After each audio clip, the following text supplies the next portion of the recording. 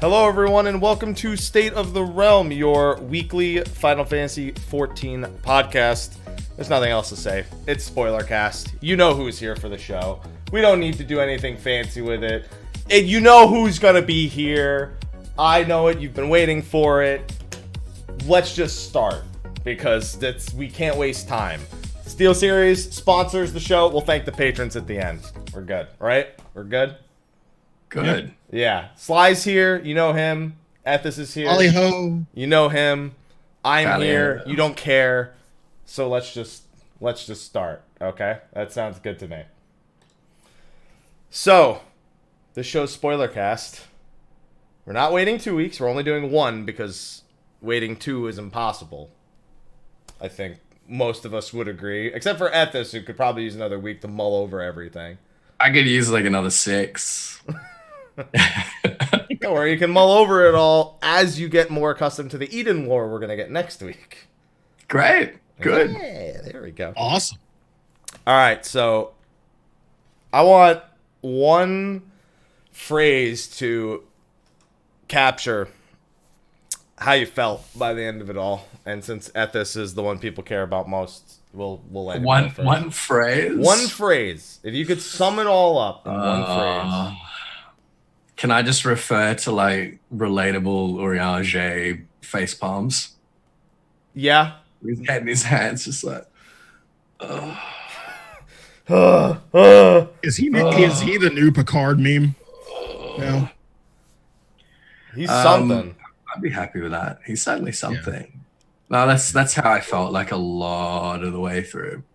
And keep in mind, it's not like facepalm like yeah, it's like brain hurts. Like let me process this kind of. Oh yeah. Yeah. All right, Slyh. What about you? One phrase. Sum it all up. The fuck? Yeah, that's accurate. That's definitely accurate. I had 2 words, and everyone on the stream thought they were going to be holy shit or the fuck or goddamn or whatever. No, it's just by the end of it all I could think was rematch time. That's all I could. I'm already thinking about what the next steps because after all of that, I was like, oh boy. That's another 2 words. Yeah, another 2 words could be Rip Gaius now. No. No. Not again. You guys seriously think Gaius is unkillable, all right? Don't get me started on that, all right? You think he's going to die to this one? He'll be the second person Estinians dragged away. Minos and Gaius, who would win? He'll get like cut in half and then he'll be like, you know what? No, I'm still too fucking angry. That's his MO. He gets too angry to die. Yeah. I don't think I will die this time either, actually. No. But that's, we're getting way ahead of ourselves on that. But that was, after all of it, I had absorbed it all and then that happened. I'm like, oh. Oh, okay. We're going to have to take that to the next step. All right, so Shadowbringer's story. Man. How do we fit this into a roughly 2-hour show, gentlemen? Is it even possible? I don't know if it is. I don't know. I think you can sum it up in like 30 seconds. All right. Honestly. Well, I did ask you for that phrase, but give me that 30-second summary right now. All right. So Grahat's here comes to Urianger, right? And he's like, I need you to help me pull off the sickest prank. It is going to be so good. It is going to be so fucking funny. Here's what we're going to do. We're going to go to the Warrior of Light, right? We're going to drag him to another world. You're going to feed him some bullshit about how, like, you've seen the future.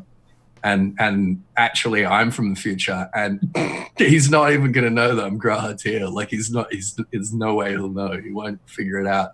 And then we're going to make him fight all these light wardens. And then I'm going to steal all the light. And I kill myself. And then Ryoja's like, oh, shit, that'd be so good. All right, dude. All right, dog. Let's do it. And then 200 years in the alternate future where we're dead, Biggs's great-great-grandson is Tony Stark and is like, oh, we got to go back in time. We got to get all the Infinity Stones again and bring back the Warrior Light.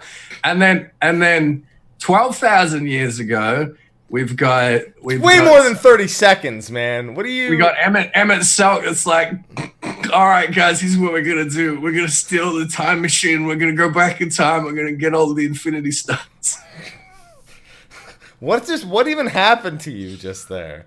That was it. That's the whole. That's the story. FFCU. That's it.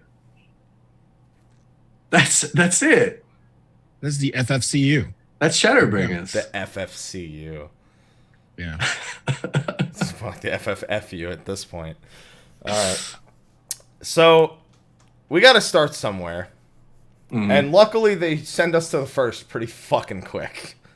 So we really don't have to mess around much and talk much about the trench. Although it's kind of underwhelming under the Crystal Tower.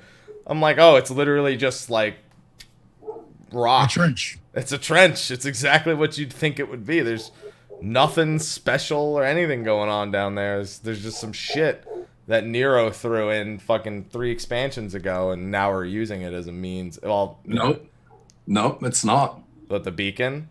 Mm-hmm. It's not Nero's. We thought it was. When we saw it, we thought it was.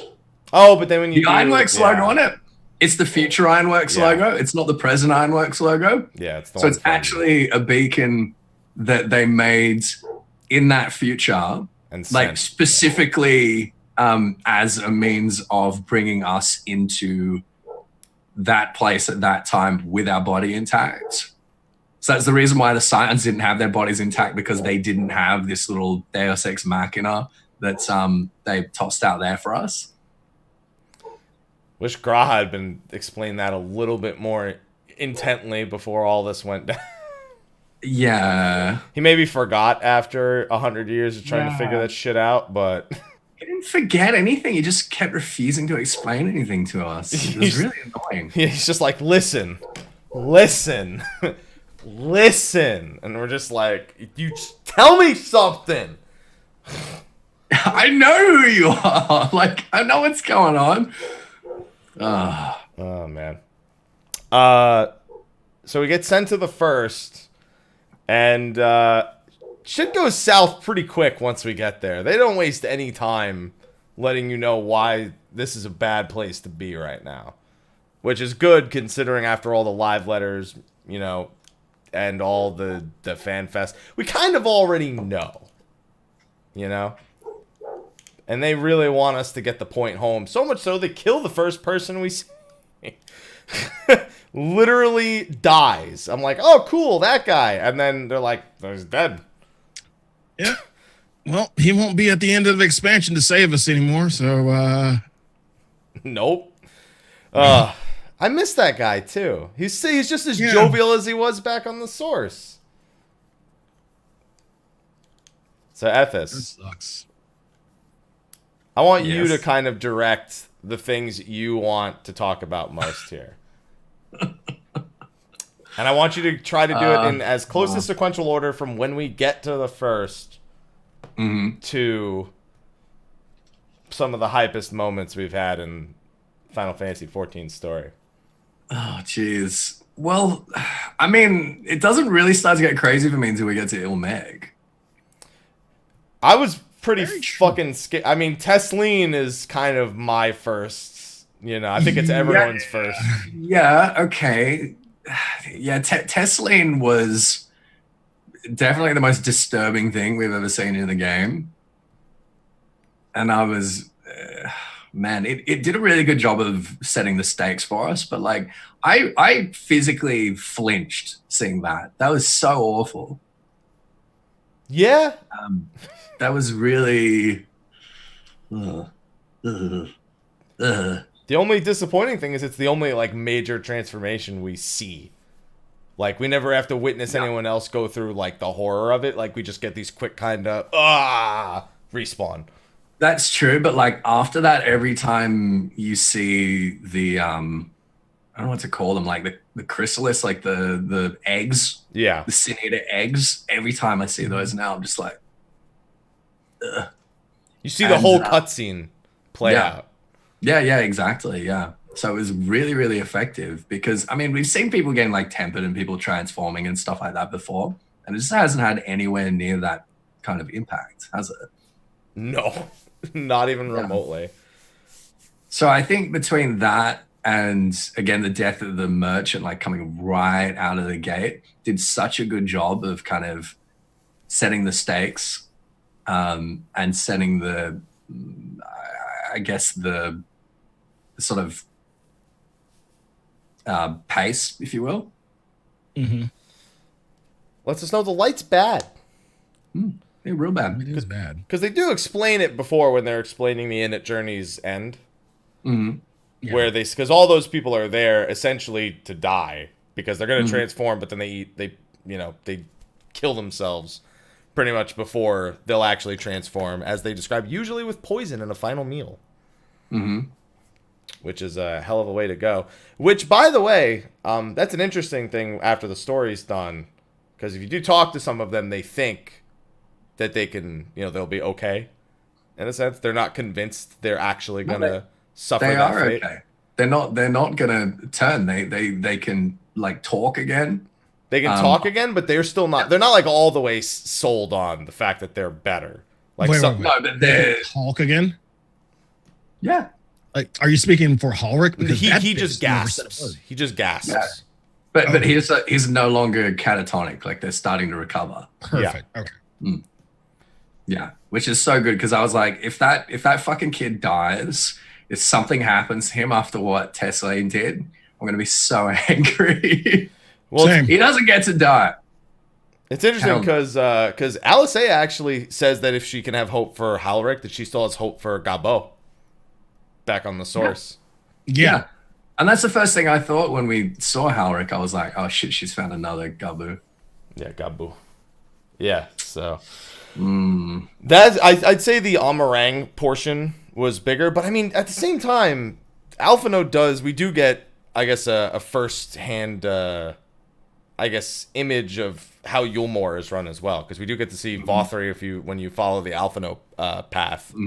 You get to see inside Yulmore and very begrudgingly not be able to fucking attune there. Which I found that Yulmore chapter really, really weird. Just for the fact that we were able to walk out when all was said and done. It's like we've got the Yulmorans chasing us for the rest of the story, particularly Ranjit, and being like, oh shit, the Yulmorans are coming, we gotta run, we gotta go quick, we gotta get out of here. But in the first point, Vothri is too stupid to realize that he'd been insulted, but like the guards didn't try and stop us. Like we just walked out and I was like, all right, okay, bye. To be fair, we did the same thing in 2.5. Yeah. And it was, and everybody just like, you know what? when you go back to the towns and they're just like, hey, you're the bad guy, and they're like, you're the bad guy. But like, you know what? I'm gonna look the other way. You're not here. Yeah, it made more sense in 2.5 though, because no one believed that we were guilty in 2.5. We already had the reputation. We were the champion of the people. Whereas in Yulmore, like, we're fucking no one, and we've just insulted their gods in front of all of them, and then just like dropped the mic and walked out. And everyone was like, oh, okay, all right. Not only that, we took someone he was in the process of punishing. Yeah. And just Vothri's like, I'm gonna kill them while we're like walking down the stairs. And it's like, okay, see ya. Bye-bye. He was just that was stunned. Weird. We stunned him. Alphinaud stunned him with his words. I mean, it makes sense later when you realize like why people are just completely transfixed on him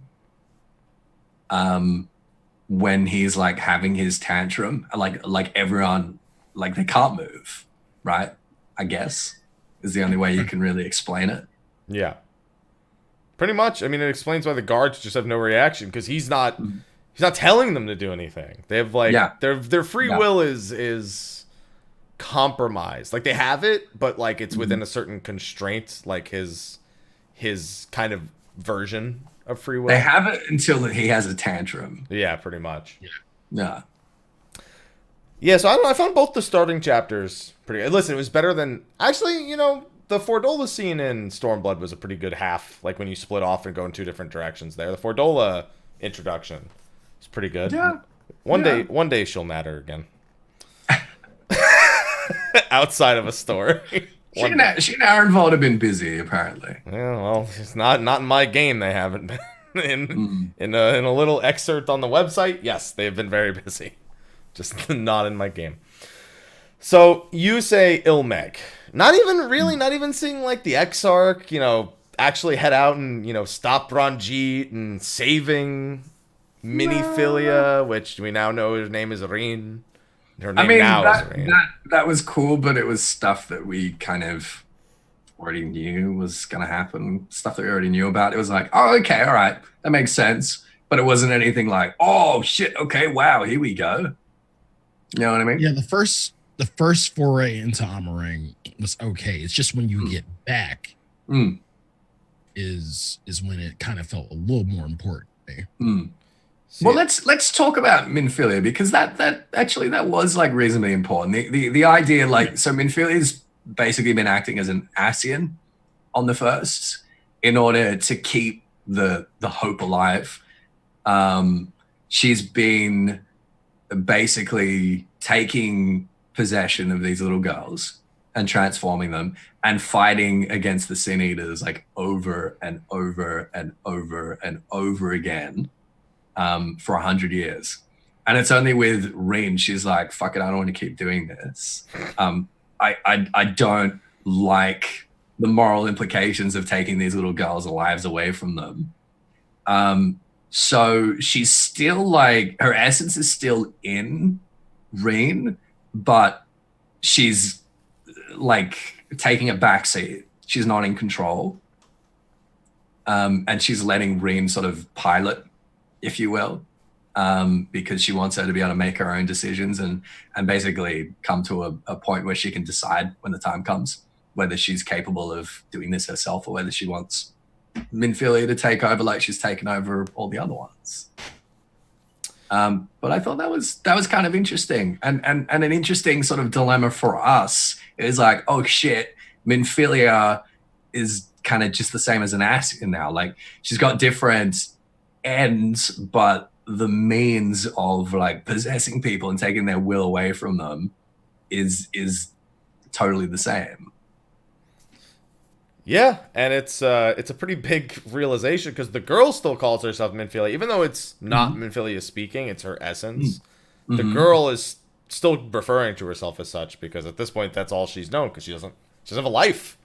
It was just taken from her. They all never had a life. Yeah. Even though she's got her will, she's had this role like imposed upon her ever since she was identified as containing this essence. And on top of that, you have to deal with Thancred's personal pain in all of this, because we all know how ever since Minfilia left and he was like, he lost all hope that she'd ever come back. He's kind of struggled with that in a sense, and now his struggles are much more I guess directed outward and towards the I guess he just doesn't know how to act. Like he's angry. He's a terrible dad. Yeah. He's dad thread or dad cred, whatever the fuck you want to call him. But yeah, see, that's what I'm saying. Like, you want to jump right to Ilmeg, and I'm like, I don't know. I feel like there was some pretty big parts. The hell, they spent fucking an hour in the Sacrarium explaining how we could go back and forth from the source. Yeah, not really. It wasn't an hour, but explain that we can. Yeah, that. Yeah. It's like, hey, so time won't flow different. They can the Feo can go back and get your things for you. So all your inventory's here, your retainers are here. He's just like, it all works. It just does because you're special. It just does, all right. It's fine. Well, it's more like you've got a really strong soul and you traveled in a straight line, and you make like a pathway that can be observed through the rifts, and if the fairy attunes to you, then she can like see that path and follow it, and like, don't worry about it. It's fine. It's cool. Even Tataru, when you go back to her at the end of the story, she's like, yeah, so yeah, your fairy friend at least gave me, a rundown. I thought you'd be gone longer because of, time flowing, that whole thing. And that was explained basically like, there's some kind of weird orbit of the two worlds through the chaos, and they're currently just kind of like aligned conveniently for the first time in however long. They're on the same kind of like time wave. Which is weird after seeing the whole like Emmett Silk's diagram in the Crystarium, like how all the shards were disappearing and everything, and seeing the position of the first and of the source. It's kind of weird looking at it that way. I don't think we can look at that diagram and think of that too literally, though. That's the problem. It's like we've had some people saying, okay, the 13th is sort of at like 11 o'clock if we're at 12 o'clock on the source. Right. And, the furthest one away then would be like the 6th or the 7th. It seems that they're all like flowing and overlapping and just complete fucking chaos. But sometimes they'll a couple of them will kind of like drift closer together. Well, there's extra space now, so. Yeah. And that's all I was thinking, like, we're missing 7. There's all this extra room thanks to all these calamities we've had.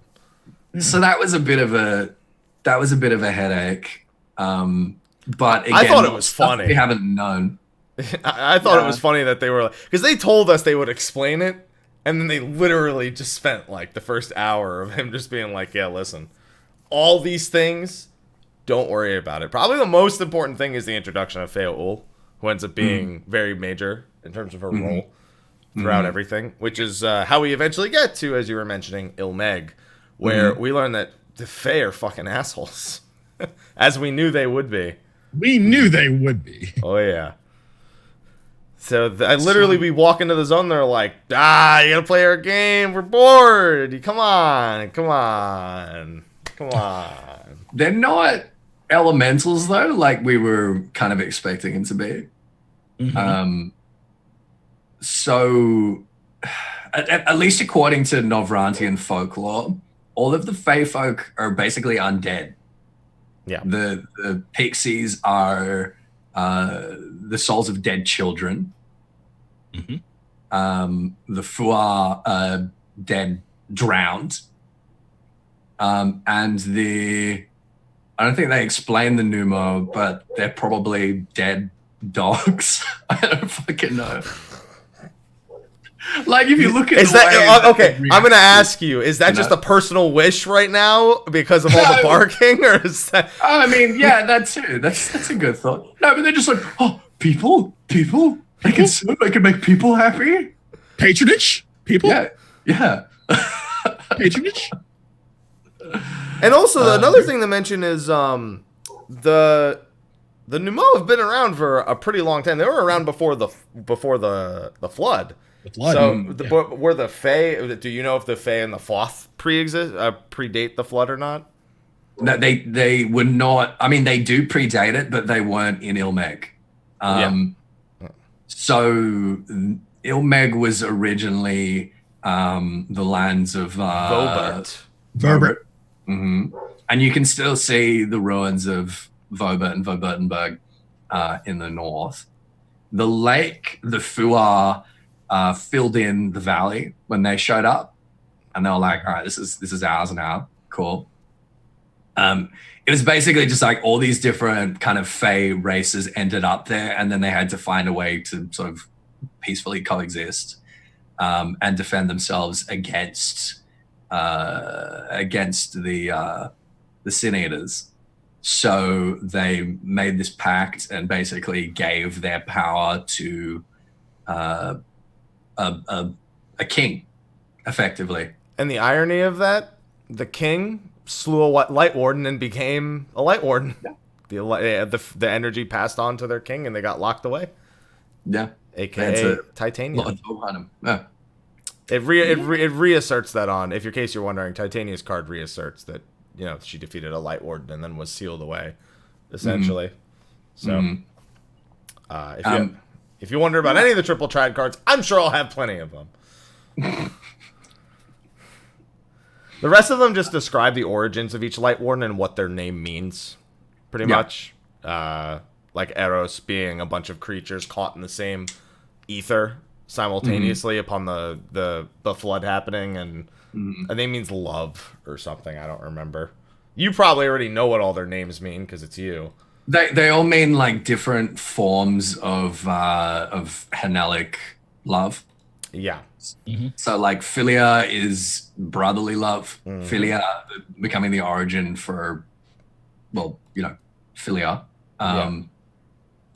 The kind of suffix. What were the other ones we've got? Eros. Eros is erotic love. It says romantic love, but erotic love I like better. It's erotic love. And what was the other one? Storage is familial love. Yes, there you go. Yeah. I'm looking at it, so I could reaffirm all of those. I don't have and then Innocence and Titania. Actually, you know, I don't think it mentions what the name of the Light Warden Titania slew was.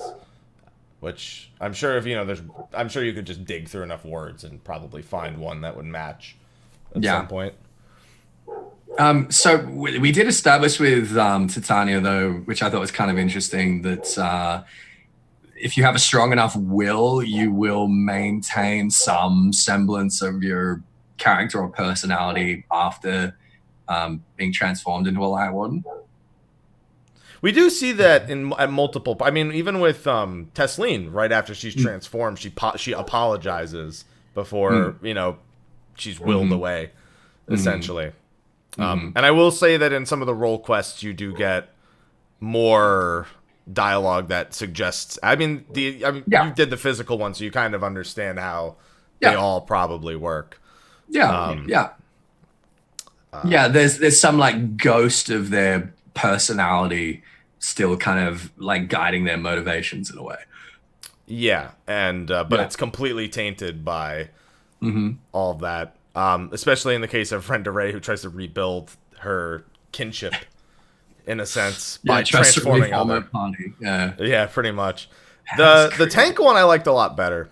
If you haven't done it yet, it goes into a little bit more about Vobert. Okay. So it's it was really good, and I'm gonna do the healer one probably after stream, and then I gotta level a caster, and because I gotta see that final one based on what happens throughout the rest of the story now, especially dialogue you have with Ardbert later in the story. Yeah, I really want to see that. So can we talk about the first moment in Ilmeg that I was like, oh shit, here we go. Because, I mean, there are a lot of cool story beats, like, leading up to this. Yeah. But this is the first point where I was like, all right, there are things that we've known or thought we've known about the lore, about, like, the basic laws that govern the way that Heidelin works and the way that this universe works. That talking about when we got to Urianje's house? Yeah, it seems like they were basically wrong. Yeah, Urianje talking about astral and umbral. It's like they don't have words for astral and umbral here. But the way we talk about umbral being associated with darkness, that's basically light for them. Yeah. And vice versa. So we've always thought on the source that like light is the good pole, basically. Like ether that is aspected towards the light pole is kind of productive. And umbral or dark is just purely destructive. And we kind of think about it on those terms like creation and destruction, or like, life and death. And it seems that they actually have very, very different qualities. That light is static, and darkness is like erratic. It's active. It's like passive and active. So Rynoet J is like everything that we thought we've known about ethereal polarity could be completely wrong. And these attributes that we've thought that light and darkness possessed are completely wrong. And that it's not about good and evil. It's not about like construction and destruction. It's not even so much about order and chaos. It's about like movement and stasis. And he comes to this conclusion that the way this 8th umbral calamity was going to happen. Oh, astral calamity. Yeah, well, right. Yeah, I mean, that's exactly the thing. Like suddenly calling them umbral calamities is almost like ridiculous, kind of giving them that category. But the way this calamity was going to happen and the way that Black Rose was going to work is that Black Rose kind of freezes the flow of ether in all living things and even like in the land itself. And that is a quality of light. And that's basically what causes the flood of light and what causes that wasteland, what causes basically the waves to stop flowing off the coast of Khuja is the fact that it just like restricts any movement. So basically you're stopping people's veins from having ether flow through them. You're stopping people's hearts from beating. And people die that way to the Black Rose. And that's what a light aspect of calamity looks like, is that everything just freezes. So chat brings up something fairly interesting about Black Mage in regards to the fact that astral fire is the aether leaving the body in a sense, and umbral ice is the ether restoring the body, which again is kind of it's kind of more in line with the chart in the first, in a sense. Yes, that's true, but we've always thought about that as basically balancing the ether in our own body. Yeah. It's like, okay, we're using astral fire, okay, so we have to bring it back into polarity by using umbral and ice. We need to use a different element of a different pole to make sure that our own body's ether isn't going out of whack and we're going to explode into a fireball and die, basically, is the way we thought about That's level 90 ability. Yeah, exactly. And that's the way that basically etherologists and scholars on the source have always understood how that works. But now it's like, okay, well, umbra aspected stuff moves slower or doesn't move at all, depending on how like far towards that pole is. Whereas astral is very like quick moving. Sorry. Whereas again, even I'm getting confused now because we think we got astral and umbral backwards. Yeah. So light is slow, light is restrictive, light is static, and then darkness, which we kind of describe as umbral on the source, has the opposing quality, right? Yeah. So the 7th umbral calamity was darkness aspected. Yes. Which they confirm in Emmett's little thing. Yeah. But that is why the ether went so fucking crazy and why we started getting these explosions of over aspected crystals and stuff like that, because the ether was running through the land too fast and in too great quantity. It's kind of like having a blood thinner for the planet and then kind of cutting it, which is why this description through the end of Stormblood of a thinning of the ether was not a good explanation, because it seems that it was like coagulating. If it's leaning towards light, it's like it's thickening, like it's slowing down, it's congealing, it's congested. And that's the problem. Whereas, I don't know about you guys, like intuitively you'd think thinning would be the opposite, right? Yeah. Yeah. If you're They're thinking kind of of the if you're describing- thinking of the world like a vessel, like a blood vessel, Yeah. in a sense. Yeah, which is kind of how we have to think of it now. Yeah, so we were looking at thinning and we're like, oh, we're running out of ether? Is it like draining away? Like what's happening? But no, it was clotting. And that's the quality of light. That's what transforms people into sin eaters. That's what causes the flood of light.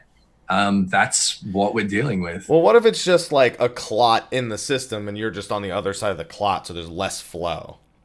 Mm-hmm. But that could mean just thinning in terms of quantity, not in terms of like actual. Yeah, I guess. Yeah. I mean, maybe that's what they were kind of referring to. But I think the important like take home is that all of the experts on the source were kind of like looking at the wrong thing, and have been for thousands and thousands of years, kind of attributing the wrong qualities to light and darkness and astral and umbral. I can't wait for them to come back to the first and share all this with the scholar. But that's the thing, right? Like that blew my fucking mind. And Oriange is like, yeah, that's interesting. I'm like, that's Well, to be fair, interesting. he's also Okay. speaking to a bunch of people he assumes doesn't care. Well, he's speaking to a bunch of people that have PhDs in ethereal sciences. And still don't care when he explains things. As your favorite line from Oriange in the entire story would describe. Yeah, it's disappointing. He was, But that for me, like everything leading up to this point was like, oh, okay, all right, sweet. We got some exposition, we got some dialogue, we got some story. And then Oriange starts talking about metaphysics, and I'm like, hold the fuck up. just gonna throw that in there real quick. Oh my god. See, up to this point, Aloha, what the hell are you meowing at? He's just yowling from the other room because he wants me to come get him. I mean, up to this point, I like how the metaphysics are the first thing, because at this point, some pretty crazy shit's been happening already.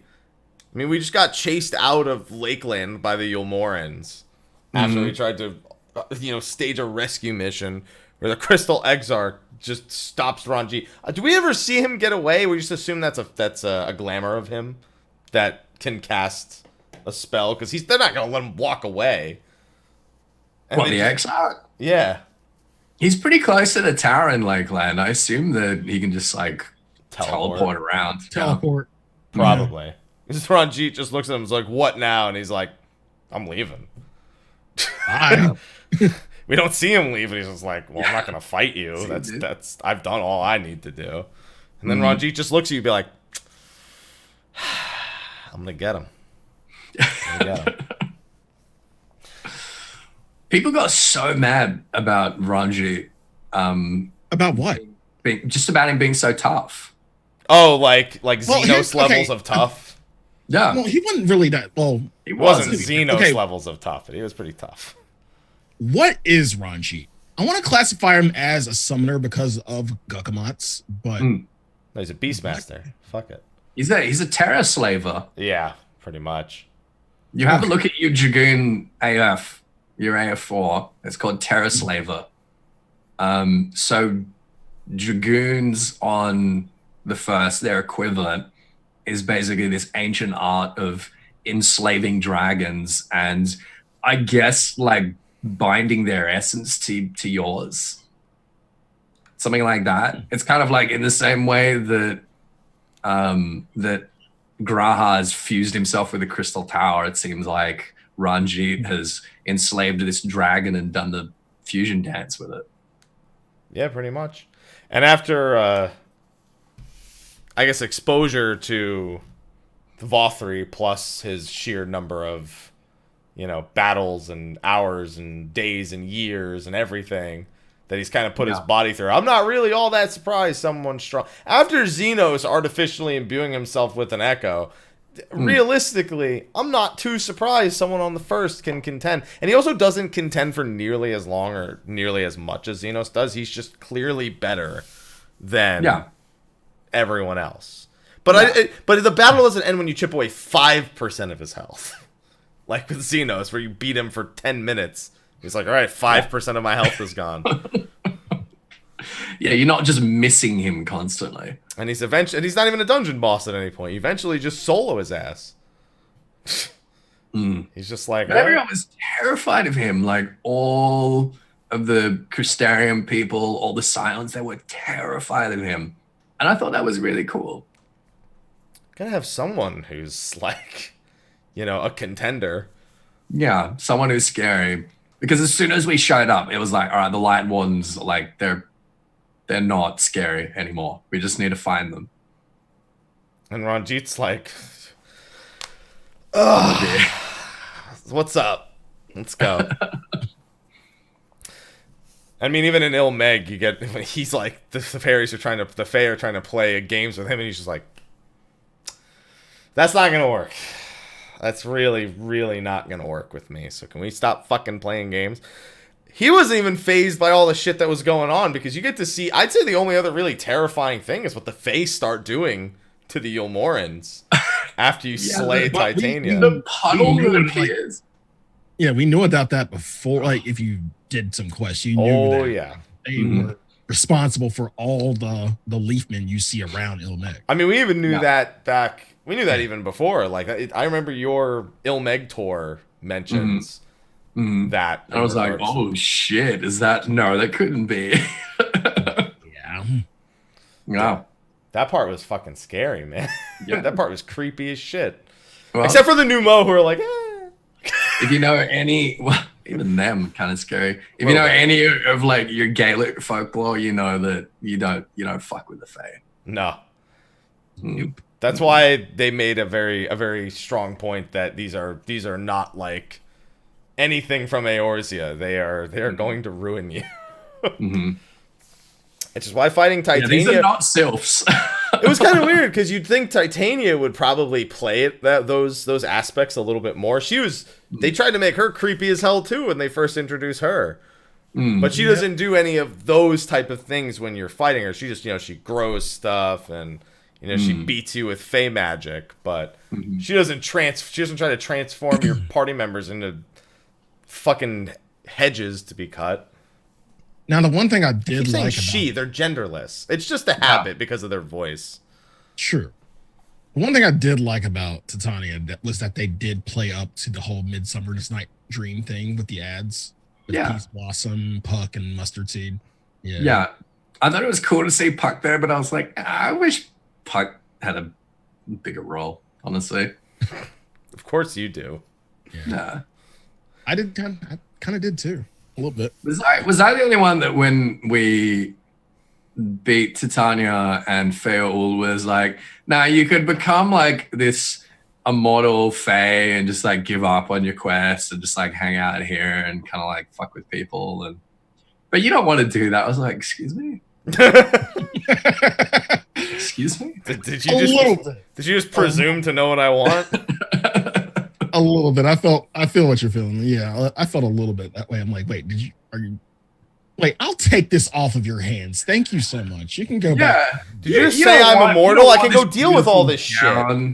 You don't want to have to wear this beautiful gown and these beautiful shoes and just like sit here in the castle and just like mess with adventurers all day. You got better things to do. I'm like, bitch, I would be fabulous. You didn't even give me a chance to respond, Feaul. Putting words in my mouth. Well, that's very much like Feaul, and also very much like the Warrior Flight, to be fair. That's fair. It's very fair. And, up to this point, one kind of thing that I've wanted to talk about a little bit, but we've only seen him a couple of times at this point, is actually Ardbert. Because I think he was actually my favorite part. My favorite character to have alongside for the expansion, because he was a wasted opportunity back in 3.x. Like he was fun when he was on screen, but like they just got rid of him like he was in 3.1. We have him for just this tiny bit. He's like few minutes, and then like same in 3.4, and then he's just gone. And I'm like, all right, I kind of wanted to keep him around a little bit, and they're like, well, here's fucking 10 levels of him. Do we want to talk about like who and what Ardbert really is? I mean, we're gonna get there Besides when we our get to voice of talking reason? about the Amarot and everything.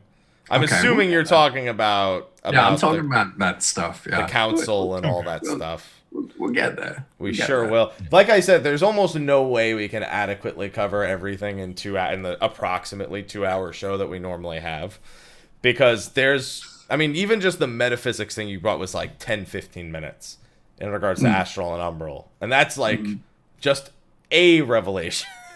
Like, we haven't talked about Emmett founding Alleg, although to be fair, I think we had kind of figured that after seeing him, because he mentions back in Garlemald that's kind of That his he's expertise. responsible for. Yeah, Yeah. that's the demo. Yeah. So, I mean, he just comes right out and says it this time around, though. He's just like, it's like, oh, the Allegans, too, because he sees the Crystal Tower, and he's like, I kind of know a little bit about that, and I know how it works, So how are you doing that shit? how are That's you doing not how that works. Yeah. I was right alongside Emmett there. It was like, that's not how the Crystal Tower works. I know. I was like, dude, right?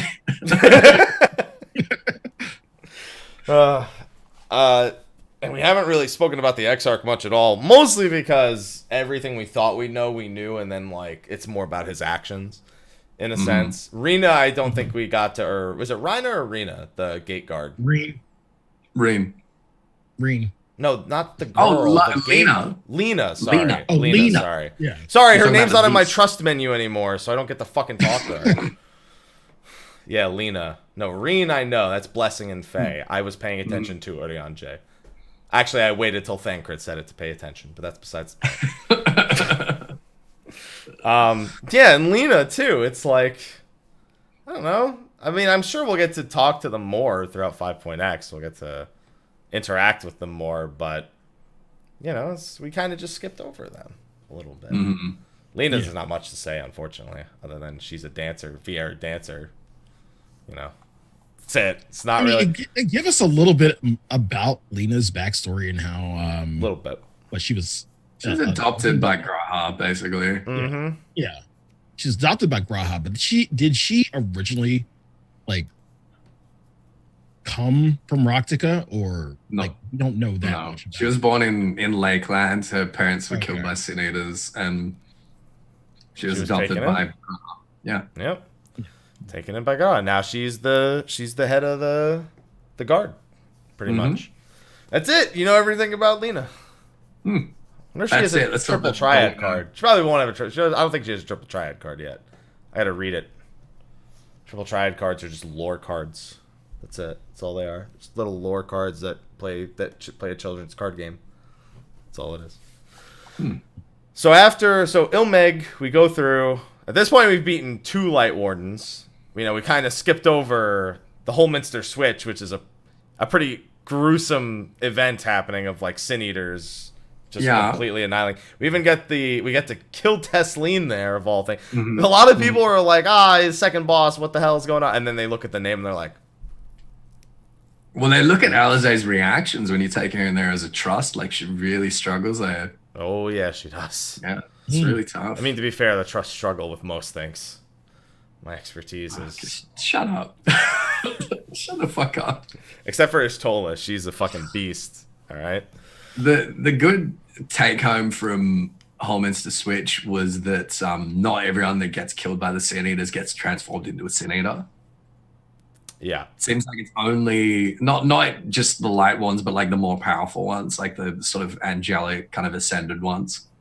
They'll convert people, but the others will just kind of kill and eat people. Yeah, we do get to see that a little bit later with probably the most gut-wrenching scene Ardbert has, where he tries to save people, and it just goes right through them, and you just hear them die behind him off-screen. And then they're not even there. Like, when they start cutting the camera around, they're just gone entirely. That shit's fucked up. That was a rough scene, because that it's not... Like, you're like, oh, let them do some anime shit where suddenly he's physical, but it's not going to fucking work. That's not how the story's been going up until that point. Oof, that part was rough. He was a really good ally. Every time you come back from, like, a major story part, you come to him and you have usually one of a few interesting dialogue options. One is after you get back from Ilmeg, because the Amaro are probably the most fascinating thing in Ilmeg outside of learning more about Vobert, for me at the very least. Especially Seto. Yeah. I mean, as soon as we had a cutscene with him, I'm like, I know exactly what's going to happen here. I was like, we know that. And the thing is, we also know there are normal chocobos on them as well, because the Amaro are basically chimeric creations from the Ronkins in a sense. Well, I thought when we first saw them like talking and intelligent, I was like, oh, maybe these are auspices. Maybe they just live a really long time, and these are Amaros that have become auspices. 100 years. Yeah, just 100 years. Yeah. So the Ronkins like genetically engineered them to be intelligent and to kind of have these bonds with their trainers and their owners. And after the fall of Ronka, the Amaro have survived, and they've kind of lost this attribute, kind of like how like the Ixal like lost their wings after generations removed from the Ixalian. But if they are like around people and kind of have these bonds for long enough, the Amaro sometimes develop this this trait again after 100 years. And Seto was one of them. He was the loyal steed of Ardbert. I was just calling him Ardbert instead of Warrior of Light, Warrior of Darkness, because it gets too he was Warrior of Light when you knew him, and he's Warrior of Darkness when we knew him, and now he's just fucking Ardbert. That's all he is, essentially. Just Ardbert. He's just Ardbert at this point. Well, that was the dialogue option I went with when I went back and rewatched the cutscenes. I had to ask him about Seto. That was for me, it was the only logical choice of the three that they give you. And he's like, "What? Why are we talking about me? I don't want to talk about that. I want to talk about my feelings." And he's like, "Come on, you got to tell me. You got friends too. Tell me." And then they cut away. They're like, "No, you don't need to know what he actually thinks about any of his friends." Yeah, that sucks. Whenever we ask someone to tell a story, and they're like, "Okay, let's give us just a fade out," while someone tells this story that you're not going to hear. Yeah, it's like, I want to know what story I shared. I want to share with Ardbert right now. Right.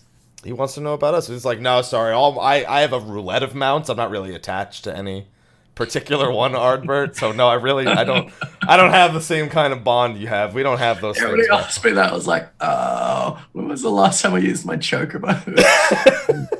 I had this chocobo that waited for me for 5 years and then found me after the calamity was done, and I appeared back in the future. But I don't really care that much about it. We kept being told we could take it into dungeons eventually, and then we never could. So I just gave up on it. Oh, I'm sorry, Dala. That's my chocobo's name. The most interesting thing that Chocobo ever did was when the hunt first came out and people were like using third-party like radars and shit. I named him Nonyuniwi, and then I would watch people who were using the program like run up. "Oh, I found a hunt." Oh. Like, "Gotcha, bitch." And I don't do that with him anymore, unfortunately. I don't set off people's ACT like call-outs with it anymore. That's cruel. It was pretty. I would stand in like the most remote places too, so they'd have to go really far out of their way to find it. It was pretty good. So we once we get out of Ilmeg, at that point we're basically. I want to say a third, but from this point on, I guess really begins kind of the Emmett Selk chapter of the story, because at this point he's kind of been there and he's just kind of chilled a little bit. He's made himself known. But from that point on, he's pretty much like another Ardbert, where he's just like, he inserts himself into like, and his opinion into everything. And everyone's like, "I don't trust that guy. I don't trust that guy one bit." And he's like, "I'm telling you the truth." And Which he was. But he was. He doesn't. He was. He doesn't. We had no real reason to not believe him. Other than he's an Ascian, and we just have come to accept that we don't believe them at any point. Because at this point we go to Ishtola, we meet the Blessed, we learn about the two tribes in Raktica, who's the other one is kind of left my name because I don't interact with them at all. There's the Knights Blessed, and then I don't remember what the name of the other cult is. They just kind of, they're just part of a couple cutscenes. You're like the extremist knights. The eternal night. Or the children. The children of the night. Yeah. Children of the children of endless night. Children there you of go. darkness. Because once the sky comes back, they just fucking piss off, and you never. I'm sure there's side quests in there that deal with them a lot more. You would know. You did them all. Yeah, there are. Yeah, the edgelords. Yeah, I mean, the side quests do deal with them a little bit, but not that much. Maybe we'll learn more in the future. Well, because now they gotta like figure out. They're like, well, what the fuck do we do now? Like, there's a lot of cutscenes with the Vs. Like after the Yulmorans invade, they start kind of trying to push a little bit more into Vs territory, and the Vs just wreck them. They are nothing. So they're just not that big a deal. They aren't, but everything else in Raktica is a pretty big fucking deal. The Ronkin Empire, of course, being kind of the most key thing you go into with Raktica. You learn a lot, not enough, but you learn a lot about the Ronkins between the Amaro and Raktica altogether. And essentially they were, kind of the most direct comparison we have to the Allagans in a sense. They're like if the Allagans had never discovered Omega. Pretty much, yeah. They're more highly, it's highly advanced, kind of a weird, because they definitely are. I guess it's the highest piece of technology that's available in that era. Yeah. In that era, for their time, they were like the most advanced. They're not as old as the Allagans, though. No. I'm not saying that. Yeah. I'm saying that their advancements in they're the magic equivalent and technology. Was very much the equivalent. And by God, are they more interesting than the Allagans in fucking 3 levels? You think so? I mean, I don't know. Maybe it's just overexposure to Allagan shit at this point. Because even the Crystal Tower is still, it might be in the first, but it is still very much Allagan. As we come to know, although this one's a lot more ironworksy for a handful of reasons. Yeah. But maybe it's just overexposure to, it's like, Allagans. Hey, how did that happen? Allagans. The Ronkin religion is a fucking mess. It sure is. They worship animals. They have animal totems. Yeah. They don't worship, but they revere elementals in the same way as the Gridanians. Yeah. And then they also have this Pantheon of Gods. It's pretty. So they just. It sounds like you just walk up and you explain a religion to them, like, we'll take it. Yeah, pretty much. And it's interesting because it's interesting because that you've got the Allagan Empire, right? Which is there are no gods. When they meet new cultures, they're like, your god's dumb. It doesn't exist. The Ronkins are like, yeah, we'll take some of that. That's what the Romans did, right? Like the Romans, everywhere that they went, everywhere they conquered, even when they came into contact with the Norse gods, they were like, oh, that guy that you're talking about? Yeah, we just call him Jupiter. Yeah, that's who that guy is. Yeah. And with everything else, hang on, let me turn this alarm off. With everything else, they're like, oh, that's another god? Oh, I'll take it. That one's cool. Yeah, sweet. It's not even the accepting of multiple cultures. It's the assimilation of multiple cultures. Yeah. And it seems like the Ronkins have done the same thing. Every time they've encountered another culture worshipping something, they're like, all right, cool, dope. That works. Let's do it. Yeah. And then they genetically engineer Amaro to be something. They just do all that and then genetically engineer some Amaro to take on, to domesticate them at an accelerated rate, essentially.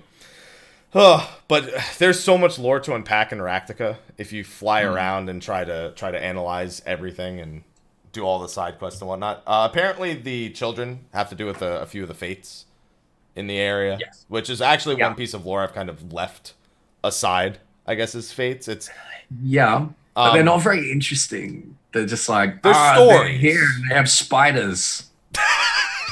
Kill them. So they're Australian. Yeah, basically, yeah. It's kill them, kill the spiders, kill them with fire. That's it. That's their whole lore. I see you paid a lot more attention than I did at the very least.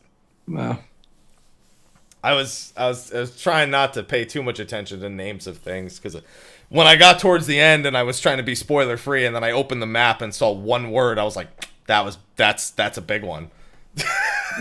that was I think it was the something of La Habrea in the city. I can't remember the name. It was like the word of La Habrea, like a part of the town was called the that. word of La Habrea. Yeah. That's the one. Yeah, I opened the map and I was like, man, being here is already pretty big of a spoiler for anyone who tunes in. Let me take a look at the map. Oh, the word of La Habrea. There, yeah. Oh, never mind. Nope. Turn all that off. Turn that off real quick. Oh, that was a big one. But Ravnica, I'd say Ravnica is probably my favorite stretch of the game and of the story. Again, it's where Emmett kind of really starts to play a larger role. Shit, he even pulls the Heavensward shit with Ishtola again. He's like, oh, that's all right, there.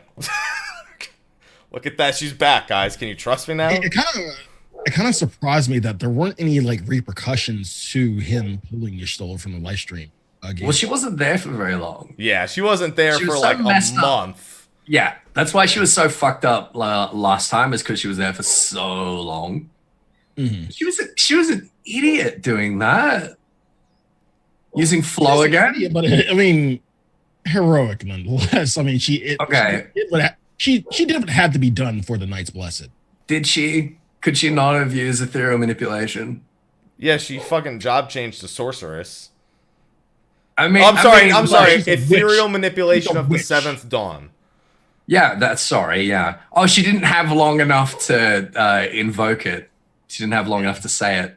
She's like, I'm falling way too fast to say all that shit. I'm just gonna use flow instead. Flow's one word. Oh, yeah. So there was that. No, Sorry, go on. ahead.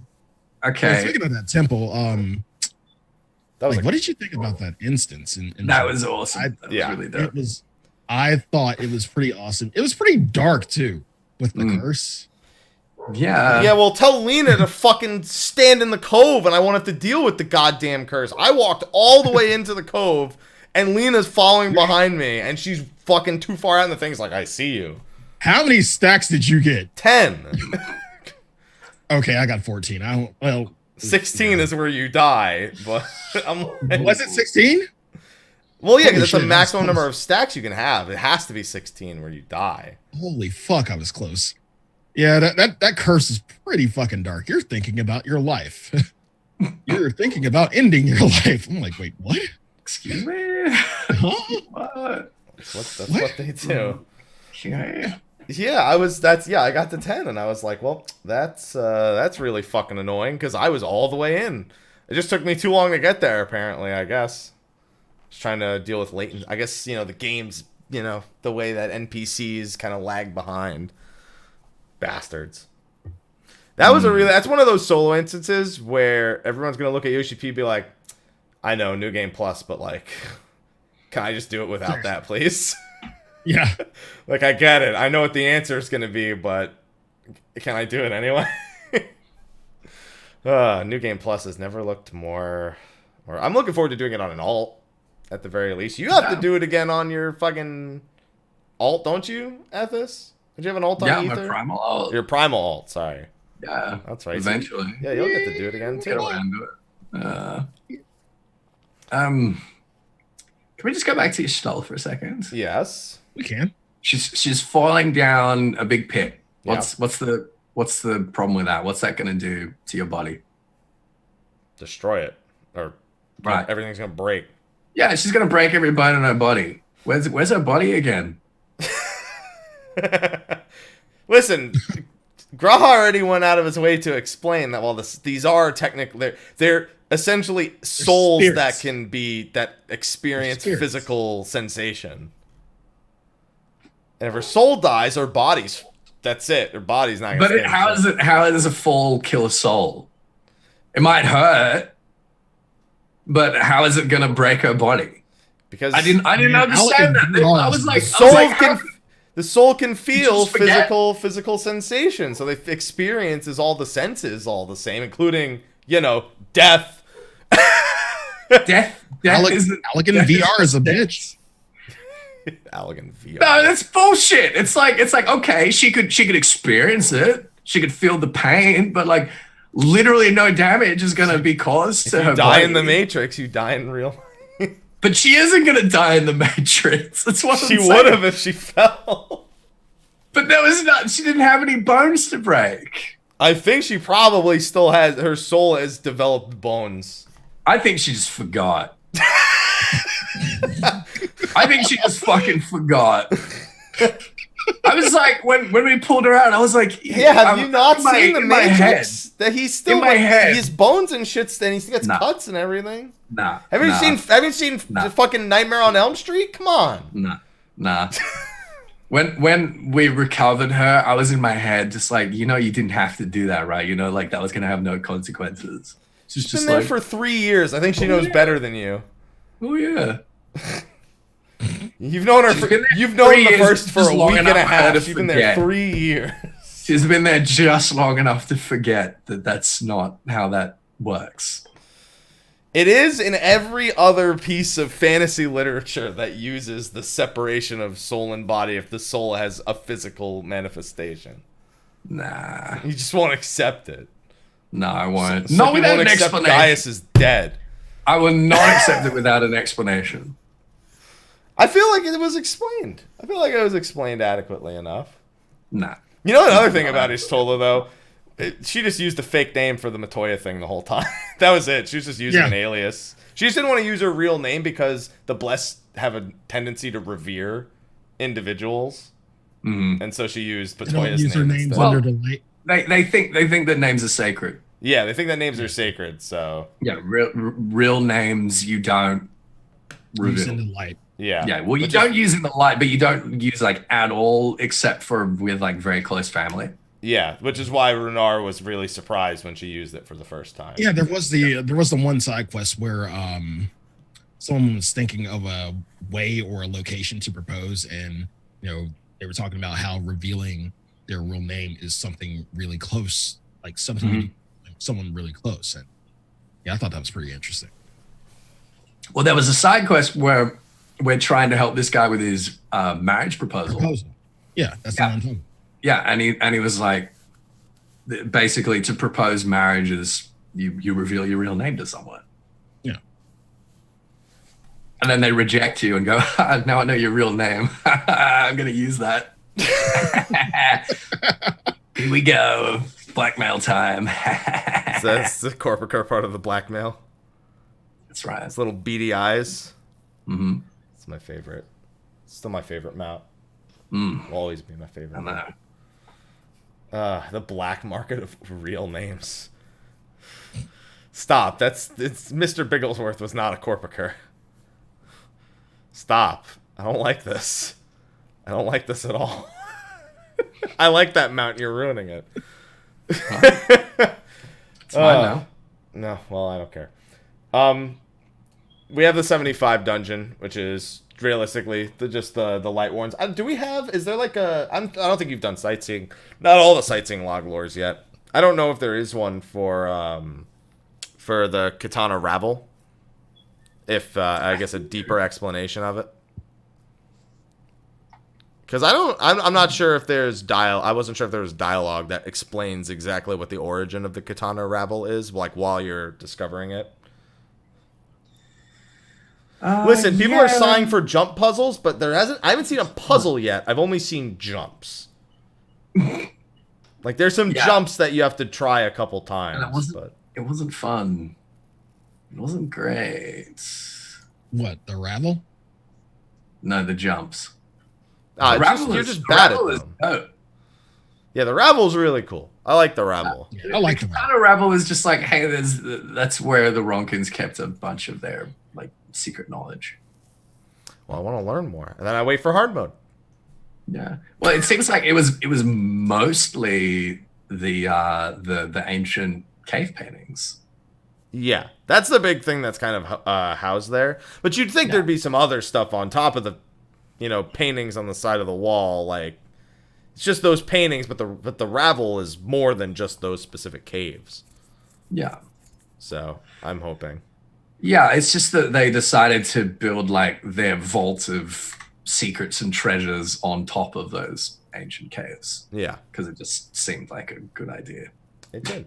And wasn't one of those paintings not so ancient because it was made by the... No, that was in the other caves. Yeah, you're talking about the one where it was made to represent Ardbert and the other warriors. Yeah, whose names I can only remember the ones for the role quest I've actually done. Yeah, same. Ardbert, Ray, and everybody else. Yeah, and friends. Yeah. Oh man. After we get through that section of the story in Raktica is when we start revisiting Amarang and Calusia. Mm-hmm. And the Amarang section I found pretty interesting from just a world building view. Marcus is probably... Like trolleys? Like trolleys. It's weird because at this point there's been a lot of characters that have either been references to old trailers or have given you some pretty elaborate reasons to give a shit. Mm-hmm. And then you just have Marcus just, depressed and drunk. He's just shit. It's great. He's got a tragic story. Almost everyone does that you encounter. Yeah, Magnus's story was pretty fucking tragic, but it leads to so much good. The Talos that Ranjit, almost ruins when you decide to try and run him over with a cart, kicks it into the air. But the Amarang section, I don't know. I like those little world building moments. That was kind of the only thing that was majorly redeeming for Stormblood for me, is those kind of more personal stories. I don't know. The most interesting parts of stories for me are parts that are not so much about, like Heavensward. I don't really care as much about the dragon plot as much as I cared about the people you traveled with, in a sense. Actual characters. Yeah, the actual characters. Like the dragon parts wasn't the most exciting part for me. And that was true for Stormblood too, except for Lys, who I didn't learn shit about, really. Or I didn't connect with at all in any which way. But so moments like this are kind of like my bread and butter. I've rewatched a few of the Amarang cutscenes a few times, especially when you get towards the later half with Reen, Thancred, Minfilia, all those moments. Just way more grounded. That's why I'm kind of glad Ranjit. I like having villains like Xenos and Ranjit. Because Vothri is like, that's not a person. It is, but like, that's not a person. Nah, it's just a monster. Yeah. No, he's 3 people. He's a lot more than that. I'll tell you that much. He's 2 at least, but at this point, he could be 20 as far as I'm fucking concerned. Yeah. So, this section was fairly important, I'd say, in regards to finishing the story. The entire Amarang plot is about Reen regaining Minfilia's power to detect the light. So she wants to use it to track down the remaining Light Wardens, because at this point there's only 2 left. We've beaten 3 of them, and this is pretty much Reen's chapter here. This all of Amarang, and it's also the close, at least the proposed close of Minfilia's chapter, at the very least. She's probably not. She's dead, like she's gone, but she's not gone. She's like just receded. Yeah, she's gone. She's like gone. Like we're probably never gonna see her again. But technically, like she's there in spirit. All her power is like in Reen at this point. So yeah, she's dissolved into Reen basically. Chat's asking why we didn't even talk about the primal revelation of Hydaelyn and Zodiark. It's because you guys know we've talked about that so much, and like the E3 trailer kind of like spoiled that for us anyway. Yeah. There's like there wasn't too much more. It just kind of goes over exactly what the Sundering was. Well, yeah, the big kicker was that Zodiark came first. Yeah. The Hydaelyn and Zodiark weren't. They didn't pre-exist. Yeah. Well, yeah, they didn't come before people, but also Zodiark came before Hydaelyn. So the idea, like the Ascian's perspective of Zodiark being the one true god, like the original, is technically true. True. Yeah. Although when we actually get into the Amarat and the entire city under there, it kind of unravels in a more He might be the first one, but it's kind of fucked up. Yeah. Still kind of fucked up in a sense, the way that he actually came to be. Probably the largest pouring. I mean, it is. It has to be the largest pouring of ether for it to do what it did, which I know you were upset you didn't get an actual answer of what Zodiark exactly was preventing. Yeah. You just end of the world is all we get, pretty much summed up. Well, it was their fault. Well, it may or may not have been. I mean, when you have that many creation magics running rampant, like they're just using it willy-nilly. Of course it's their fault. Yeah, that's what I would think. And I mean, like, we'll come to that in a bit. Yeah. It was probably their fault, but Y'shtola thinks it wasn't necessarily. This is that moral gray area that they mentioned we'd be kind of dealing with. And that, I'd say the moral grayness doesn't really start until that cave scene. Where you, again, discover Zodiark actually came first. And from that point on, they build on Emmett to kind of basically be the other side of the same coin. But with what he wants is a little bit, it's not great for us. So it's really not great at all, but it's right to him. So it's all that really matters. So after we get to Recto, we do Amarang. We go into Malika's Well, which again, I'm pretty sure there is a sightseeing log for Malika's Well somewhere. I'm pretty sure I grabbed one, but I think there was one around there. There's definitely one around there. I don't know if it's about Malika's Well. Do you just have a list of them? No, I don't have a list of them. I just got folder screenshots of each of the zones of all like the more important stuff. There you go. But no, I don't really have anything Malika's Well. Damn, someone did all the sightseeing logs. I do have to do that. I would like to do all the sightseeing logs for these ones, especially because there's no major jumping ship. So after that, I'd say the return to Calusia is probably where, if the metaphysics in Ilmeg blew your mind, then Calusia on is literally a game changer in pretty much every way, shape, and form. Although it does kind of, there is one very predictable thing that happens in our revisit to Calusia, in that of finding out exactly what Meol is. Because as soon as you see it, it's Sin Eater. Yeah. The and what's Sin Eater made of? People. Yeah. There you go. A vicious cycle. Oh. But like we kind of, as soon as we saw Meol, we were like, nah. Nah. That looks like butts. Yeah. Well, so do peaches, but yeah, but here's like our peaches. we knew it was Solent Green like immediately, didn't we? Yeah, it's like this is not good. You don't need. It doesn't take a fucking scientist to figure out that Meol is something bad. Even if you haven't figured out it's Sin Eater at that point, you know it's bad. It looks like it's infused with light. It's Soylent light. God damn it. Yeah, and when we go there, we can finally attune to Yulmore. We deal with pretty much every Yulmoran in one fell swoop in regards to those who were a threat. The Jester women and Ranjit, who says that he actually doesn't, it's not even about Vothri. He's like, oh, you think Vothri's making this decision for me? No. I'm doing this of my own free will. No, I'm just jaded. I mean, that was basically it. Yeah. It's like, I've just been fighting for like 80 years and watching Minfilia die like 20 times, and I'm sick of it. He's got that Caius. He's got that Caius feeling. He's like, I'm just sick of this shit. Yeah. He's just, he's a broken man. It's a good way. Yeah, everyone was disappointed they weren't called Zorn and Thorn. I'm like, listen, every time a pair of people show up, people call them Zorn and Thorn. When the fucking 2 guards for Varys appear, they're like, that's Zorn and Thorn. When these 2 jesters appear, that's Zorn and Thorn. Every time 2 people that look like, that are like a matching, like the similar color scheme, it's like, that's Zorn and Thorn. Everyone just really wants Zorn and Thorn. As soon as there's red and blue, it's Zorn and Thorn. That's it. And then I get PTSD about stealing. Yeah, so I noticed that about Ranjit making a reference to his daughter as he died.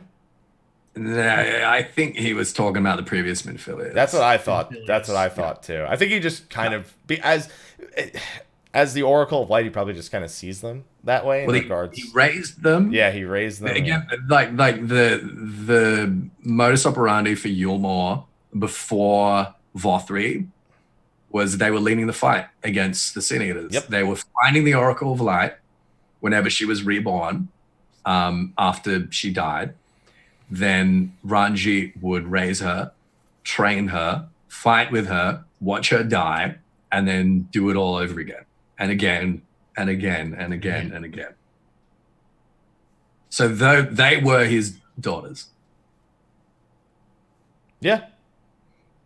That's all he's referring to. I don't think they're not his like physical, like that's like it's not Reen is his actual daughter. They're just daughters to him in a sense. In the same way that Thancred's now Reen's father figure, which is kind of the main plot point between Thancred and Ranjit in the first place. They're basically just custody battle. They're two different stepdads, essentially. Yeah, they're fighting for custody. Yeah, they're fighting for custody. That's the whole. Yeah. That's the whole plot line for Thancred. He's dealing with personal loss, and Reen is both his reminder and his responsibility. The battle of the daddies. That was a pretty long solo instance. It was. That was like awesome, both of them man. actually were like the Thancred one and the one in Yulmore. All the instances that you have to do are pretty long in this. They're all like in the Dom length, pretty much. I think the so what is there? There's the ruins. There's there's the actual storming of Yulmore, which has a Ranjit fight at the end. There's, I guess even the first couple of Ranjit ones you lose are pretty long. The one in the one in Lakeland. Yeah, the first one in Lakeland. Yeah. They're pretty long. And the Thancred one, There's one like pretty much every level. Yeah, I'm trying to remember. Yeah, I guess there's a few that don't have Ranjit, I think, too. I'm trying to remember them all. There's one where you run all across Lakeland before you even fight Ranjit. That's when you're just dealing with the Sin Eaters. The Calusia Exarch one. Oh, God, I forgot about that one. With the Exarch. Lakeland Sin Eater. The Dwarf Escort's the one with the Exarch. Yeah, damn, I forgot about that Exarch one in Calusia. But once you've dealt with Ranjit and everyone, Vothri just starts stuffing himself full of Mjol. I was like, that sounds disgusting. Like he's just Yeah, I just Like stopped fork and like listened to that for a a bit. fucking fork. I he was so literally impressed ate that a he was fork. using forks. Yeah, I thought he was just using. I was like, wait, why is Yeah. there a fork? He's totally just using his fucking hands.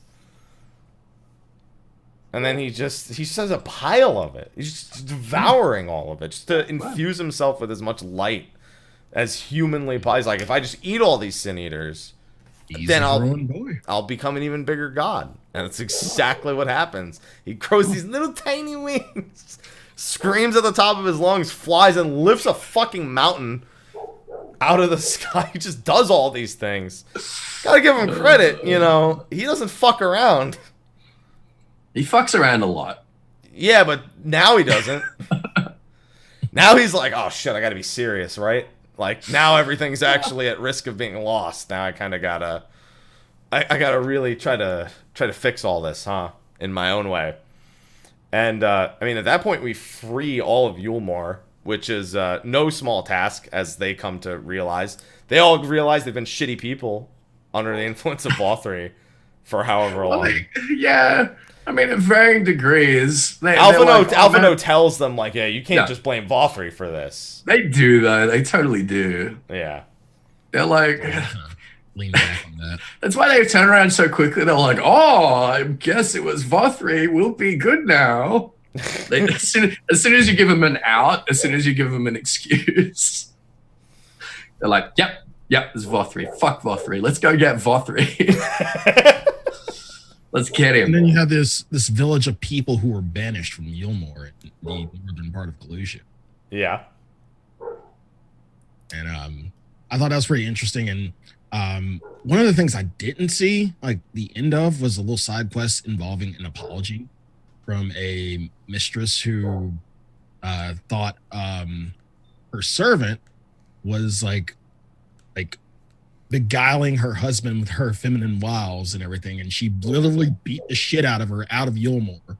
And, like, Wow. Literally, yeah. She literally beat the shit out of her so bad that she left Gilmore, and they kind of left it open-ended. Like, she read the apology letter, but they didn't kind of close upon like whether they met and what happened. And I was kind of missing that. That's when I really wanted to see the end of. See, for me, I just want to see how everyone deals with the society of Yule, because now Yulmore has to go through a mini Ishgard, in a sense, where their entire societal hierarchy needs to be redone. In fact, even when you go back after the story's done and you speak to the Chais, the husband says, you know, yeah, everything's fine except for, you know, having to do a complete remake of our societal hierarchy. Yeah, but they're still sitting out there having high tea. Exactly. So there's what's really being done about it. It's not very realistic. Like, you'd think everyone from the slums below would just kind of like walk up there and kind of chuck everyone off the balustrade, right? Well, if they survive, they can go live in that town. Yeah, it's true. It's kind of weird that the caste system still kind of exists even after overthrowing, well, quote unquote, overthrowing Valefar. Like, yeah, in the slums, they're not going anywhere. Yeah. At least, what's the husband's name again? I can't remember. I can't remember. I only remember that the Chinese. Yeah, there you go. Chinese. Yeah, Chinese. At least he talks about rebuilding the stoneworks. He seems a lot more motivated than the rest of the people up there. Let me tell you that.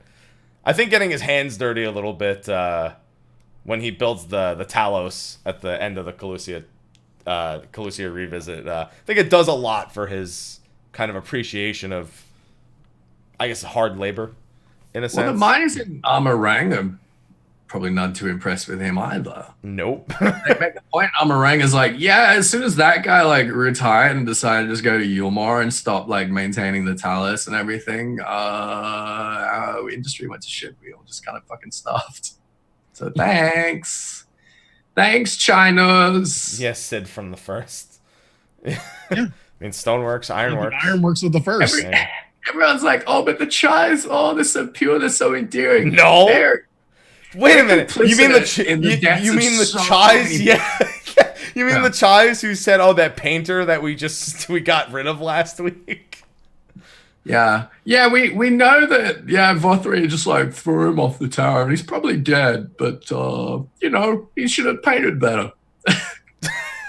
Oh, Chais. Ooh. Like, she's really enthusiastic about Alphino and the protagonist, but the husband the whole time is just like, huh? Yeah, I hope he's better.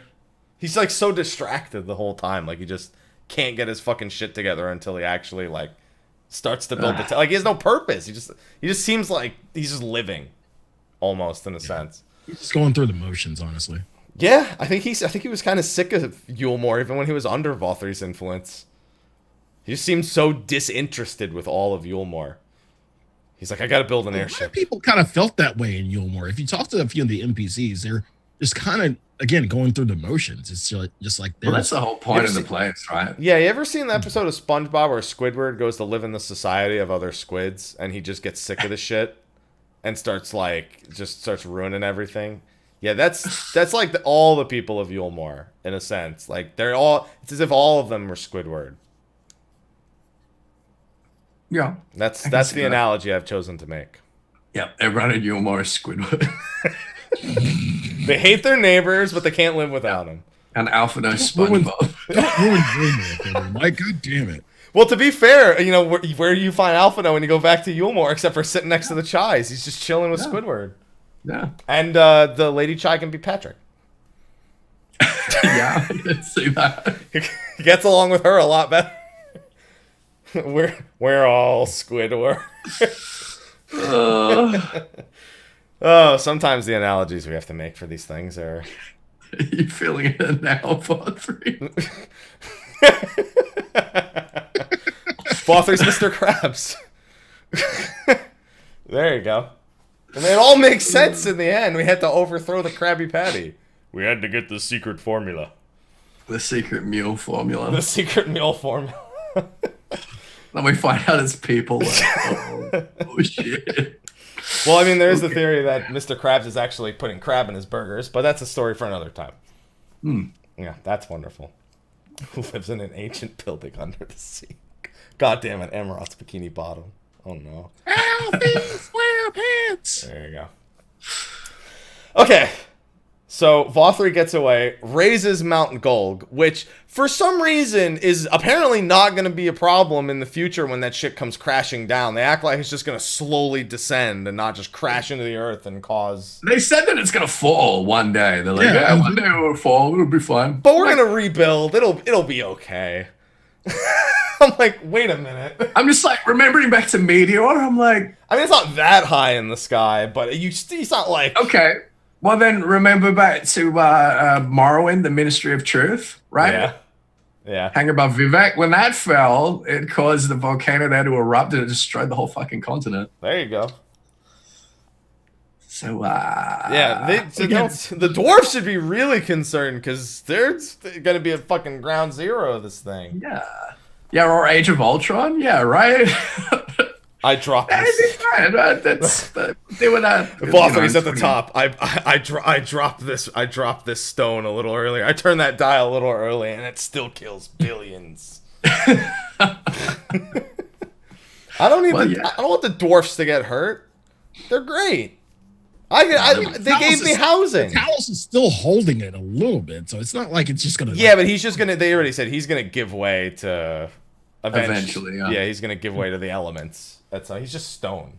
That's all he is. He's just stone with a face. I like that he's still just holding on. He's like, I don't know what else to do. That's what they built me for. Coral fall apart one day. He'll power down and just, and then it'll be done. No. Oh, but that entire section. There's actually a great, really personal moment with the Exarch when we still don't know he's Grahatia, when he's sitting by the rock and he's kind of speaking freely. It's where you kind of, if you hadn't figured it out by now, you probably were not going to figure it out till he took his fucking hood off. But he keeps trying to make it more and more obvious. Because this one, he's basically talking about you from his timeline, like when he met you. Like, oh, I had a friend who, we had great adventures together. He's talking about you. And you're like, come on. The hood is cheap. Yeah, I gotta say, like, no one could really see under that hood the whole time. Like, no one could figure this shit out. Talos gonna slam dunk that mountain. Yeah, it literally could be nobody but Grahatia. Yeah, I wonder if the Dwarf Beast Tribe's gonna deal with that Talos at all. I wonder if that's gonna be, or Mount Gold or anything. They'll find a way to maintain it. I mean, work with Chinese to maintain it. They have to, don't they? They kind of have to. It's pretty fucking important.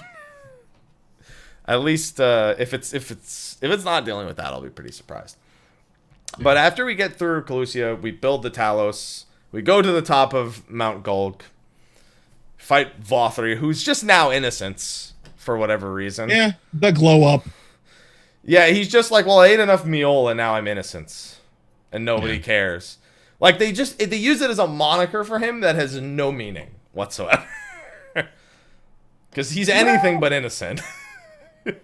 I think the point is that like he's a messianic figure and that he was like born that way. He was born sin eater. He was born free of sin. Yeah. That's at least like what he has been fed and what he's been feeding his people. Forgiven. Yeah. They're all forgiven. Forgiven. Every single one of them's been forgiven. It's a pretty fucked up name considering what happens. I am righteousness. I am righteousness. I am righteousness. I had to do it again for footage, and I forgot that he says that. And I got to that part. I am righteousness. That's gonna be the new sloppy once we get enough time. Once enough people hear it. So, I just need a sound clip of it. But we get to the top, we deal with him. He transforms in a pretty fucking gruesome way. His tit baby just like comes out of his back, and he becomes a fucking tit baby. Everyone's like, I remember seeing somebody tweet, "Why does everyone want to fuck every Final Fantasy character?" And someone said, "Not Valefar," and then Valefar becomes Innocence, and they're like, "Oh shit! God damn it!" Now,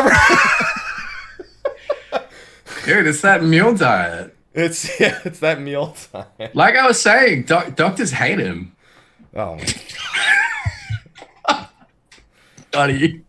I remember when you were doing Mount Golg, somebody asked in your chat, is like, is it weird that I think these Sin Eaters are hot? And then you were like, I mean, they're human shaped. Oh my god. And then that happens with Vothri. Oh, Jesus. Oh, fucking got him. It was so... Doctor's hand. See, I heard the joke before, so I was good. When I heard the joke, I was like... Oh, God. I've been there before. Yeah, just eat a lot of meal. Happy meals. Slyh, he's got tissues. Slyh wasn't that funny. Relax. I thought it was pretty good. I mean, it was good. Listen, I'll let you know it was good. He's in tears, though. He made me spit out my fucking Arnold Palmer. Slyh, you're like 3 a.m. I haven't even been drinking, but I'm delirious at this point, laughing at the... Jesus. And I would know. Yeah, Vothri, don't make fun of fat people you went to high school with. But then we come to what was probably the most obvious thing, was that Emmett is responsible for Vothri. I don't think we saw it happening. Considering he looked, when you start upsetting Vothri's like balance of things, he's like, all Vothri had to do was this, and you're fucking it up. It's like it's not like he was in any way a surprise. You just get to actually see the event of Emmett, creating Vothri, essentially inserting a light warden into the existing fetus that was in the mayor at the time's wife. Yeah. And then the baby's born, and there's just the fucking the lion one just chilling. Forgiven... I can't remember which Forgiven the lion is. That specific one. I think it's the same... In that scene, I couldn't help but think of the Pajali, because what Emmett Selk did there is basically what the elementals do to pregnant Hures to create the Pajal. Uh-oh. Yeah. Uh-oh. And I was like, interesting. Yeah, that's... Uh-oh. That's gonna come to a head at some... Well, I mean, in childbirth, that's always the case, but besides the point. You asked for this one. Yeah. Okay. There you go. All right, then. Okay. Yeah, but then we get the scene where, again, if you don't already know, it's Grah. I like how they still don't actually say Grahatia here, but if you've done the Crystal Tower, you have an extra option to quote call him by his name, call him out, even though he doesn't acknowledge that you've called him exactly that, which is really weird. Like, we all know. In fact, it's impossible not to know. But they still give you that little option where it's essentially revealed that the Exarch, as you said, pulling a prank on the Warrior of Light at the start of the show. It's a sick prank, big ass fucking prank. Sick prank, bro. You tell them that, but it's actually me. Where basically everything up to that point gets explained in its entirety. Of course, the reason he could use the Crystal Towers because he is of Allegan, ancestry. So they had him fuse with it. I'm still not sure how that works entirely. Just don't ask. You're asking too many questions. All right. If you're not gonna accept why Ishtola's soul can feel physical pain, then you don't need this explained. Okay? Because your mind's not ready for that. Okay. The only time I've seen Feo Ol, best character, she does come flying in angry at us for like the third time. The exact same speech. We don't call her enough. Yeah, I mean, I don't want to say it. They. No, just, they. Yeah, they. I guess it, they. He/she. Feo Ol. There you go. Feo Ol. Yeah, I just remember the part in, like, going back to Ilmeg, the part where we had to type out and just looking at, like, game chat and just seeing Feo Ol. I'm like, why is everybody saying fucking Feo Ol? Like, oh. There you go. There you go. Feo, please. Oh, Feo Ol, I forget what the... Bro, you know what you gotta do? When people are doing that quest, you gotta type Feo UI, and you gotta type the exact quote in say, but with the I instead of the L. Because what I did is I copy pasted somebody else typing the quote. And it was wrong? No, and it was right, but then I thought, what if they had deliberately typed it wrong to fuck with people who are copy pasting it? And then you really wonder why it's not working. So many people made that mistake where they thought it was a capital I instead of a lowercase L. I didn't make that mistake, and that was just ironic considering in the cutscene they say ul, and I didn't even have that as context. I was like, no way I'm writing that whole thing. There's zero chance I'm writing that unless there's no other option. I will copy paste that in a heartbeat. Feo UI. Yeah. Feo we. There you go. Oh, okay. Where were we? Goetia. He's going to take the light and go die in the rift. Yeah. I don't know why he tries to make it seem like he's an asshole just for... Because he doesn't want us to stop him. But Urianger then immediately undoes that. Well, Y'shtola figures it out, and then they all confess. Yeah. The farce lasts for a grand total of 15 seconds, where he's just like, ha-ha, aha. Oh, shit. Yeah. And he's like, okay, listen. Okay, this is what I actually That was the idea. Was that if he thought that if we knew the truth from the beginning, we would have time to figure out a way to stop him. It's for the prank. Yeah, it's for the prank. Yeah, it's for the prank. Yeah, wouldn't him acting like an asshole? Yeah, that makes sense. Like, if he's acting like an asshole, I mean, obviously he's gonna deal with himself, but they don't know what it's gonna do to you. They don't know what all this light's gonna do to you. Maybe. Yeah. I would have been like, listen, if he's gonna go kill himself, guys, we don't need to do anything. He's saving our friend, and then he's gonna go die. Yeah. I don't understand why you're all so upset at this all of a sudden. It's also because he had to die for the Sirens to be able to go home. Yeah, which is a really interesting thing, because he seems to have known that. He's like, I don't know how to send them back. And then he tells you, yeah, me dying is supposed to send you back, by the way. Yeah. Again, the reason he wasn't sharing us the plan is because he didn't want to give us time to figure out a way to stop him. Yeah. Yeah. And we don't have to, and by because apparently... And by we, of course, we mean Y'shtola and Alisaie. Yeah, of course, because Alphino's not going to do anything.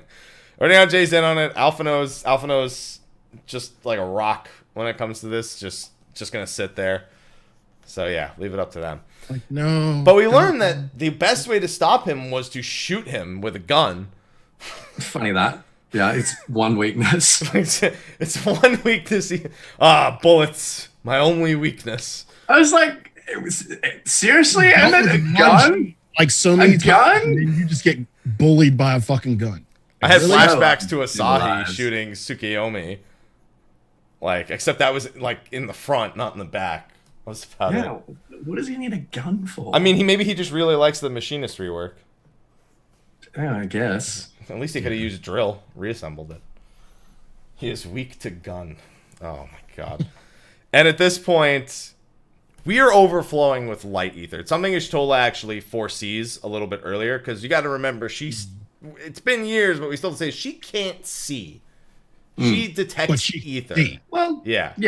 She can see. She just sees differently. She senses ether to create, a physical sense of the world in her eyes. Daredevil. And that's why she recognized us as a sin eater. Yeah. First. Yeah. The blessed stop us. They're like, she's like, there's a sin eater with you, and it's you. It's like, hi, Y'shtola. Wait, what? Yeah, she gets pretty fucking concerned right from the get-go. And at the same, you even overhear her and Urianger having a discussion. It's like, just don't worry about it. Trust me. Y'shtola's like, you didn't actually see the future. You're bullshitting. And Urianger's like, what are you talking about? Of course I saw the future. Shut up. Shit, she's onto our prank. Shut up. You go back to the swamp. I absolutely answered Kupo when given the choice, by the way. With the blast. I did too. It was really the only option. Like, sometimes they give you 3 options, and there's really only one option. Only one. Yeah. Kupo is and you smile too. You're like, Kupo. So, just quick side note: Y'shtola originally went to the swamp because G'raha wouldn't let her in on the joke. Yeah. She knew that they were up to something. And Urianger and Graha wouldn't let her participate in the prank, so she was like, well, fuck you guys. I'm out. I'm off to the I'm swamp. going home. This is my swamp. Okay, no girls allowed. Time to rechat. I just wish I didn't. God. Yes. No girls allowed. Someone's got to draw that now. Just them in the corner, like coming up with the plot. Like, no girls allowed. Oh yeah, there was the other the yes mother. Yeah, that was good. That was good. Don't make me put you over my knee. I'm like, don't threaten me with a good time. Spank me, mommy. God damn it. Well, she did Zodiark. Yeah, she gives them a little pat. She gives them the good job team from the coach. Way to go, buddy. There you go. Aloha. Don't you fucking answer back. We're talking here. All right, sorry, I had to deal with that. He's scratching the carpet like an asshole. Okay, so Graha's plan gets completely fucked because of bullets. And then Emmett basically keeps telling you, I haven't been lying. I genuinely wanted to understand you. I genuinely want to see, but now he says about worthiness. Like he's judging the current, what he considers flawed generation to see if they are actually a worthy enough successor, in a sense. He made up his mind long ago. He just wanted some justification. I mean, he made it up a long time ago, but I wonder what would have happened if we had contained the light. Wonder what his genuine reaction would have been. He would have found a way to use us. I mean, that's what he was saying. He was like, if you contain it, I'll find a way to use that. And if you can't, then you shoot yourself in the foot and you make this flood of light happen anyway. You just do it more directly. So, he loves the sweet irony of it as well. Yeah. Of the hero becoming the villain, in a sense. Yeah. Yeah. Win for me. Buddy cop movie with Warrior of Light and Emmett if we had done it. Yeah, I don't think we would have said yes. And even says that, it's like, if you hadn't said yes, I would have just killed you. Thancred says, how do you know he wouldn't have gone along? It's like, I would have killed you. He's very straightforward about it. He's like, even earlier in the story, he's like, when I think Thancred asked him something similar, he's like, well, I had planned to just kill you all, but I kind of want to see how this turns out. Yeah. He's been nothing but honest the entire time. It's true. And then he reveals to us where his secret lair is.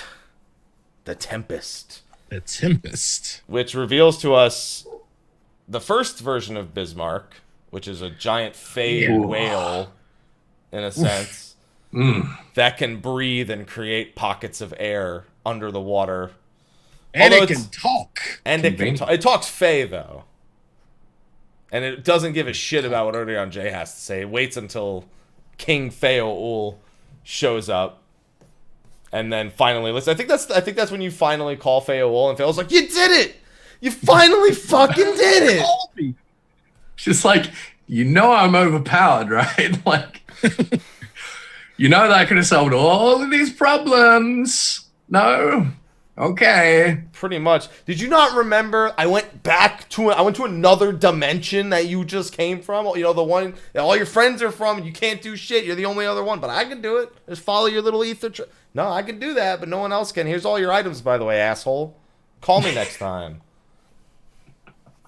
Basically what she does. She basically just calls you an idiot the whole time for not accepting. We are an idiot. Yeah, to be fair. Retainer when can I make a pixie retainer? Goes between the realms. Goes and does ventures for me in other shards. Yeah, we get retainer glamour before we get Eggy glamour. Well, we've had retainer glamour. Like, we technically have that. But. And with that, we now have to deal with kind of the pressing issue with the Warrior of Light/Darkness. Which, by the way, the whole Warrior of Darkness thing is relative to the elements on the first, and is not in any way what people thought it would be with like No, but we knew that. People saying, "Oh, we're going to be fighting against Hydaelyn and we're going to be forsaking the light." No, they were making it so obvious. Even in the trailer, like we had to embrace light and darkness. Yeah, you had to become the warrior of relativism. Yeah, pretty much. True. Yeah. It's pretty much just a term because darkness is bad there. Or I mean, light is bad there. So you're not gonna go around calling yourself the warrior of light. It's not. That's gonna be real bad if you're like, yeah, I'm the warrior of light, guys. I'd be like, kill him instantly. That's the motherfucker. Yeah, it's literally just a faux pas. Yeah, pretty much. And then, it's just that in the very initial trailer with, the one that was revealed at the North American Media Tour, it was still left kind of ambiguous because becoming the Warrior of Darkness, we had been exposed to what a Warrior of Darkness was at that point. So there's this preconceived notion of Ardbert, in a sense, kind of being the blueprint of that. And nothing like that even remotely was the case in regards to the story of what the actual warrior. It's just their term for a warrior of light because warriors of light had ruined everything and now darkness was the good guy. Yeah. But at this point, yeah, so warrior of light's a warrior of darkness. Now they're a ticking time bomb of light. Everything in all the skies in Norvront are fucking light again, and you're gonna explode and puke all over everyone, and then you're gonna murder them. So, Amarot, huh? And so, yeah. Before anything, let me just say, the Papega of Light. Soken knocked it out of the park with the music because it fit what Amarot was, or what he wanted us to perceive Amarot to be, with the whole ticking in the background and everything, counting down to the end. I thought that was genius. I mean, Soken and genius are like probably the two most common words that generally. And then we also got Lahi memes. Everyone loves Lahi memes. Everyone. I can already tell they're going to be all over the chat. There you go. That's what I was waiting for. If you tweet Lahi, you will get 800 likes and 500 comments. Promise you. Because everyone will do it. If it's not that, it's a lollyho. One of the two. Or fa la la la la la la la la. Fa la la la la la. The number of times I've heard that song. It's weird because that song is I should hate that song, and I don't. Like, if I heard that song with no context to anything, and someone just put me in a room and said, listen to the song, I'd be like, what the what are you making me listen to, man? And then in the middle of the fight, I'm like,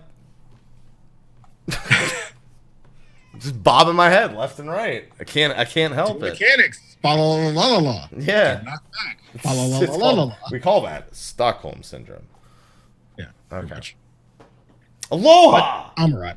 Stop causing trouble. I'm gonna pick you up and show your fatness to everyone. You could be one of the chais. Yeah. So you don't want to be one Pretty much, yeah. No, come here. There you go. She can be he can be the fat chai. He can be the wife, even though he's a he. Doesn't matter. So, Amarot. I like how you just Amarot. skip past the Tempest, the Sahagins. I mean, the Sargans, like, that's cool, but Amarot. Yeah. Amarot, though. Not even like the city collectively. What about what's his name? Begin with an H. Who's the only one who it seems Emmett actually gave, like, accidentally. Hythladea. Yeah. Is that it? Emmett's friend. Yeah, High Fidelis, who Emmett accidentally gave him perception of the illusion, or at least High Fidelis. Yeah, at least he's like, I guess Emmett must have accidentally thought, yeah, he'll see through that, and that was enough to like give him self-awareness of that. Accidentally, maybe not. probably accidentally. I don't think we were supposed to quite understand as much as we did, and he shows up and speaks to us in whatever tongue that is that we understand. And kind of sets the stage for probably one of among the bigger revelations. That city itself is a pretty big revelation in regards to it being the projection of an Ascian civilization from over to, it's now officially the closest thing we've seen to, I guess, the oldest thing we've seen. Like, it's not an actual thing, I suppose. Yeah. It's a giant... Well, it's ether. Part of it is. Yeah. It's like ether manifested into this to make it appear as if it's a living, thriving city. Emmett's throne, in a sense. Still there. Yeah, the ruins are there, but he's like projecting, Yes. ether and memories and everything to create almost like a reminder of his cause, in a sense. And that's now officially the oldest thing we've seen in terms of a civilization, in a way, of going. Well, it predates the Sundering. It predates the Sundering, yeah. So it's older than what we previously thought time was. Yeah. A time before what we've come to know as existence. Yeah. So Emmett explained earlier in the MSQ that the Sundering was a sundering of absolutely everything. It wasn't just like the world split into shards, but people's souls were split into shards. And that only Hila, Habrea, and Elidibus were, quote, unbroken. Yeah. Which, again, we have no explanation for, which is infuriating. But I imagine we will someday. So what we're seeing here was the ancient people that were unsundered, that were, I mean, they're literally like 14 times the size of us. Like we were literally like physically and metaphysically split into 14. Just combine all the races together and you get the same surface area. Yeah, pretty much. Yeah, they kept perceiving us as little ones. Like as children, basically, like newborn souls. Right. So these are not Axians. We need to make that clear. They're Amoridines or something. Amoritines. Amoritines. Ovaltines. Yeah. So they're ancients. Yeah, that's the easiest way to refer to them. Yeah. And this city was like the capital of the world. And they were, the self-professed, guardians and masters of the star. And they had so much fucking ether just in their own body and in their own essence that they could weave it to create pretty much anything. Anything. Yep. Yeah. And this is the origins of primal summoning.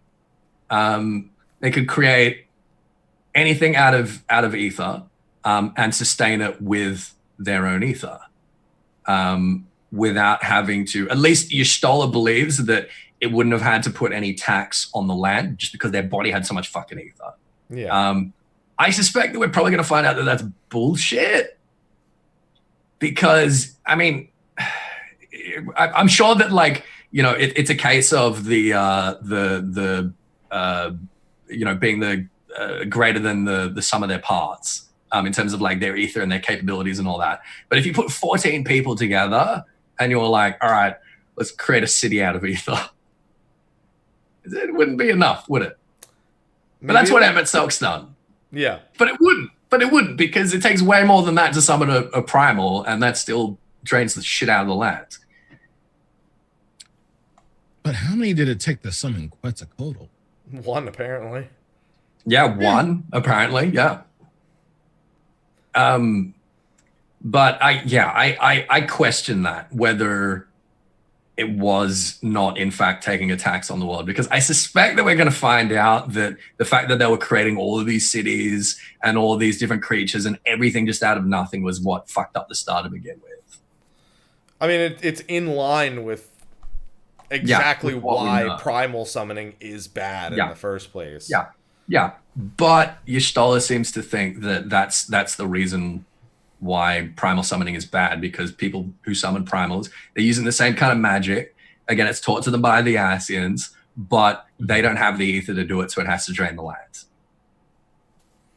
I mean, even just Zodiark himself. So they basically summoned Zodiark to fix everything that they fucked up, and it cost half the lives of everyone. And then to sustain him, they need another half, essentially. Yeah. Eventually, sooner or later, even if Zodiark was just left alive, they would have just run out of people, and it would have just been Zodiark.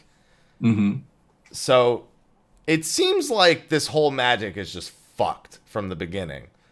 in a sense. So there was the convocation of 14, their leaders, their forum, if you will. Yeah. That decided they were going to summon Zodiark. Lahabrea designed Zodiark, effectively like made the blueprint for Zodiark. And then they summoned him, sacrificed half of their population, and the 13 of them, because one of them pieced out, was like, I don't want no part of this. The crazy. dissident. The dissident, yeah. So the 13 of them were tempered, and they became the Asians. And for a time, Zodiark reversed things and it was good, but they wanted to keep sacrificing like more and more to Zodiark. And then they decided that they were going to sacrifice like a bunch of like randos to him so that they could bring the people back that they originally sacrificed to summon him. And the dissident was like, no, we're going to have to do something about that. And that's when Hydaelyn came about. Decided, well, no, actually, we're going to give the star like we're going to represent the other part of the star's will with this other god. Yeah. And I think it goes without saying, theory-wise, anyone who's seen the whole story, is that the Warrior of Light / Darkness, that we are a fragment of the dissidents. Or the dissident. That's the going theory. Yeah. Mm-hmm. I mean, Hythlodeus, he basically makes it very, very clear that we are what makes us special, what makes us powerful, is that we're a soul that has been rejoined 8 times. Yeah. Well, there's been rejoined 7 times, so we're like 8 parts soul. Yeah. Whereas, pretty much everyone else in existence is only 1 part. Yeah. And then he points to Ardbert and he's like, yeah, and that's another part. Yeah. So the question here, one of the big questions we've got at the moment, is whether everyone is a remnant of one of those ancient souls, like everyone in existence, like all the peoples on Hydaelyn and on Novrat, or whether it's only people with the Echo. And if it is everyone, whether maybe the people with the Echo are the ones that were the Amratines, because they have these, special powers that apparently other people on the star in ancient times didn't have to the same extent. I mean, you have to consider that not just about the people. You have to consider that about every living being. That, every type of wolf was once part of a... So you're saying flora and fauna? It literally, yeah, pretty much everything in existence would have had... If everything was 100, anything that is formed of one... was once all one ether, essentially would have had to have been broken down in a sense. And I just imagine that includes all the population, not just those with the Echo. It's possible that people with the Echo, if they die, like, for example, Isael, I guess, is a solid example. Isael, yeah. I was trying to remember, wait, was that Echo or was that just Blessing? No, she had the Echo, and she was like on the path to achieving the blessing. Yeah, she was on the path to achieving the blessing. Yeah. So again, not all the Warriors of Light are parts of us, though. That's the thing. Yeah. Because Ramza and Tenzin and... Yeah, Ramza and Tenzin for 2, yeah. They're not part of us because they would have... Well, they can't be because they're from the Source as well. Yeah. Unless they're not. No, they are. No, they are. So it's just like us in particular that is this like now 9 parts of a ancient soul as opposed to 1 part. Yeah, pretty much. And that's why we can do any of the things that we do. I wonder, because it made me wonder after you get through the Amarat, Emmett's taunting you, he's beating up all your friends. And that moment, Ardbert rejoins with you, and he actually sees the unnamed ancient for a second, and he just calls it a trick of light. Yeah, I'm wondering if it is. I'm wondering if they're. I guess with the rejoining, you have to assume it's only 9/14 of a soul, and of course, unless Unukalhai is one of ours, then that all the souls from that one are just fucked. Their goal was fucked as soon as the 13th was fucked. Like, realistically, it was impossible to fully rejoin at that point. There would always be like a fragment of a soul. Well, they need a solution. Yeah, they didn't have a time travel is going to be one. Yeah, probably. That's. We have a time scale for the void here as well. Like that would have happened about like 10 or 11,000 years ago. Yeah, because that was the first shard they tried to rejoin. Yeah. Yeah. And they fucked it up cool. bad. that was a particularly bad one. Just to take a step back for a minute, we don't know for sure what caused this first great calamity, like before the Sundering, that Zodiark was summoned in response to. But we do know what made all those like demons and everything start appearing is that people's like fear and anxiety and terror and stuff like that basically caused their creation magics, like this impulse they had to sort of like immaculately conceive things, to just run completely rampant, and they started like producing all of their own nightmares out of their own ether. Which is interesting because like it's like Shinryu, right? But it's just because of what they were, the ancients, and these powers that they had, is that they could just like accidentally pull Shinryus out of thin air everywhere. So that's what that calamity looked like, and that's why it was kind of so terrifying. And that's the whole point of the dungeon there, is that we're fighting these nightmare monsters that the Amaritines were like accidentally creating because they were shitting themselves. Yeah, it was a cascading effect. It was like an avalanche. What started with one, and then they all realized it was possible, and then they just like, well, I hope that never happened. Oh shit, I just made it happen. Pretty much. Yep. And it was no good. But in that final confrontation, I got to say that's probably my favorite absolute moment in the whole expansion is Ardbert's voice coming out of our character. That was pretty cool, yeah. I had to rewatch. I was like, wait, did my mouth just fucking move? Really? What? No way. You can't just not. And now I'm like, so does that mean I can have a voice for all these cutscenes? All of a sudden, everyone's got Ardbert's voice. Everyone has Ardbert's voice. Well, everyone did. You get the Vieras showing up. Yeah. That's manly Vieira right there, boy. It's voice 7. Don't worry, it's voice 7. Anyway, it'll be fine. Just all the Vieira are voice 7. That's the canonical voice of all of them from this point on. This is our story. No. But that was, oh god.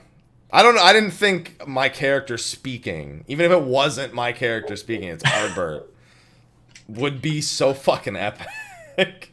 Well, I mean, we've been waiting, nearly 10 years for it. Everyone's like, why'd I even bother picking a voice, the character selection? It's going to change it on me anyway. It's Fantasia's a rip. And then it eventually boils down to a kind of odd revelation that Emmett Selk's real name is Hades, apparently. It was completely arbitrary, though. Yeah, I wonder that, though, because I wonder if all 14 members of the council, including the dissident, I wonder if they all had, like, Greek names. Like, they're all their real names, or, like... Well, the Amaritines, like, their whole society was pretty Hellenistic. Like, yeah. In terms of, like, it being centered around, like, kind of this... It was Plato's Republic. Or Utopia. Yeah. It was a pretty pragmatic utopia. Like, honestly... It was pretty sinister, though. Like, it was pretty sinister. Cultish. Like, yeah. To be fair, like, I can kind of understand why Emmett Selk, and then, like, the convocation that we've seen or we've dealt with, like, even though they're sundered, I kind of understand why they feel the way they feel, they feel the way they do. Like, if you lost that utopia, even though you fucked it up yourself, you wouldn't want to kind of fucking kill a shard to get it back. Yeah, so I kind of felt for them a little bit. Just a tiny bit. I felt for Papa. Well, so the Asians, the convocation, we know that their names are basically all titles.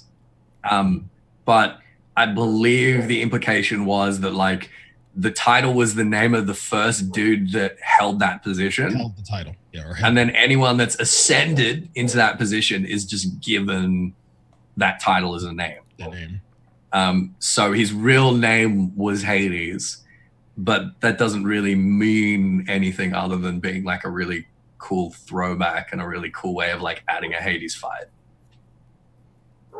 We'll see. I'm curious because we still have one boring Ascian to finish explaining shit for us. How did Emmett get to be so cool and the other two are like just fucking mouthfuls of blah? He implied that they keep like switching bodies so often and they keep like doing so much stuff that kind of like bends what anima they have.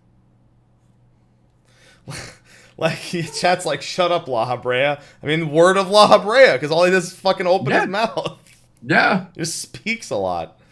And Emmett's like, oh, listen, I'm cool, guys. He's the fucking adult in the room who's like, why can't I be cool? And and they're all just like, shut the fuck up, Emmett. Just, come on now.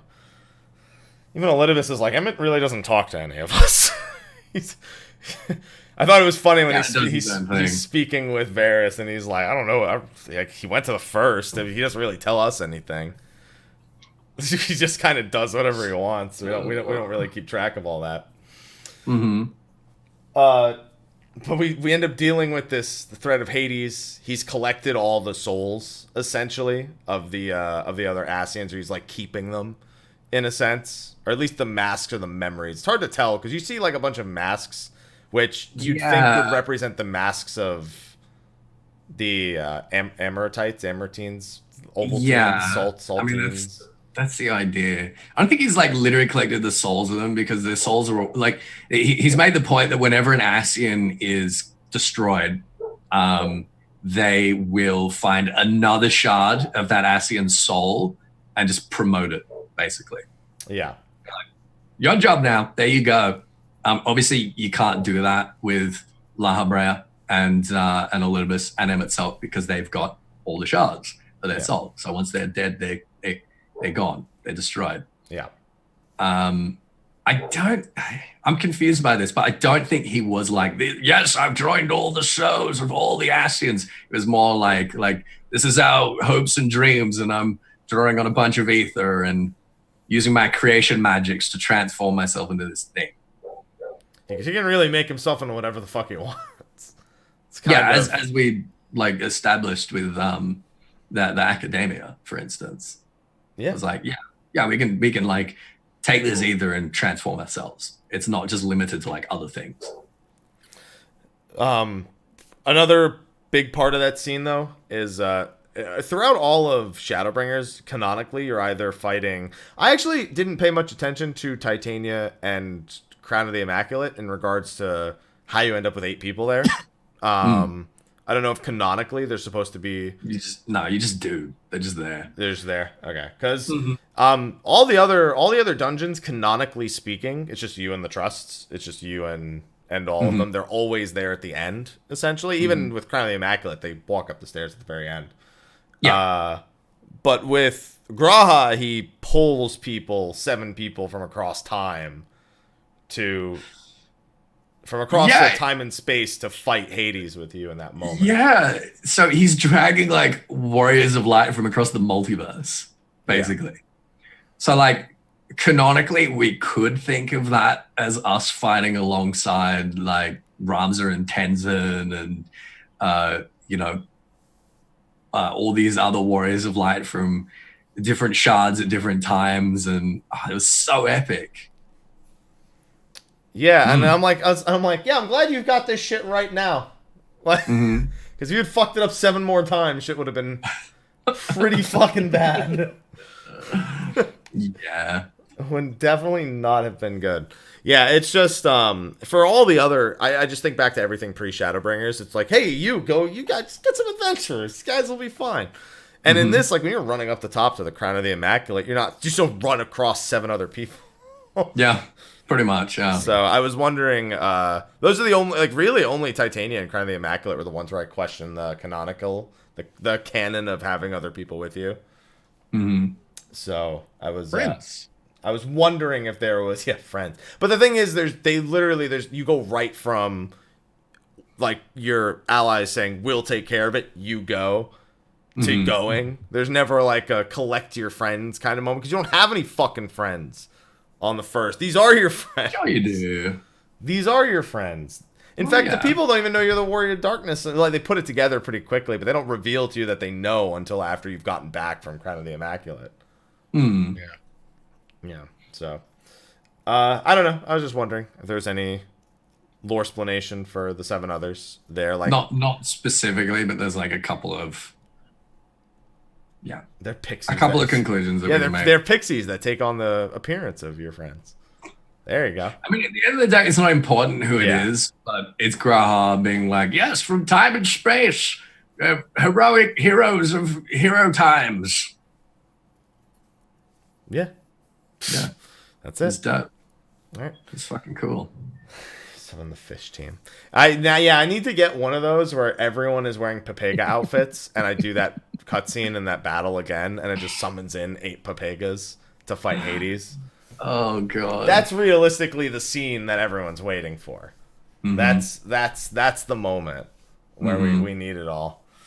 Oh, G'raha summons Nest. Wait, let me try again.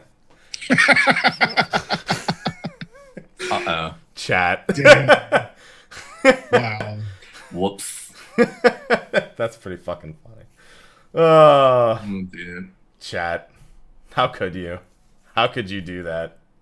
The best people to bring their... Yeah, they summon them in. They were like, so it's fucking your mom, right? Like, they just get them mid-conversation.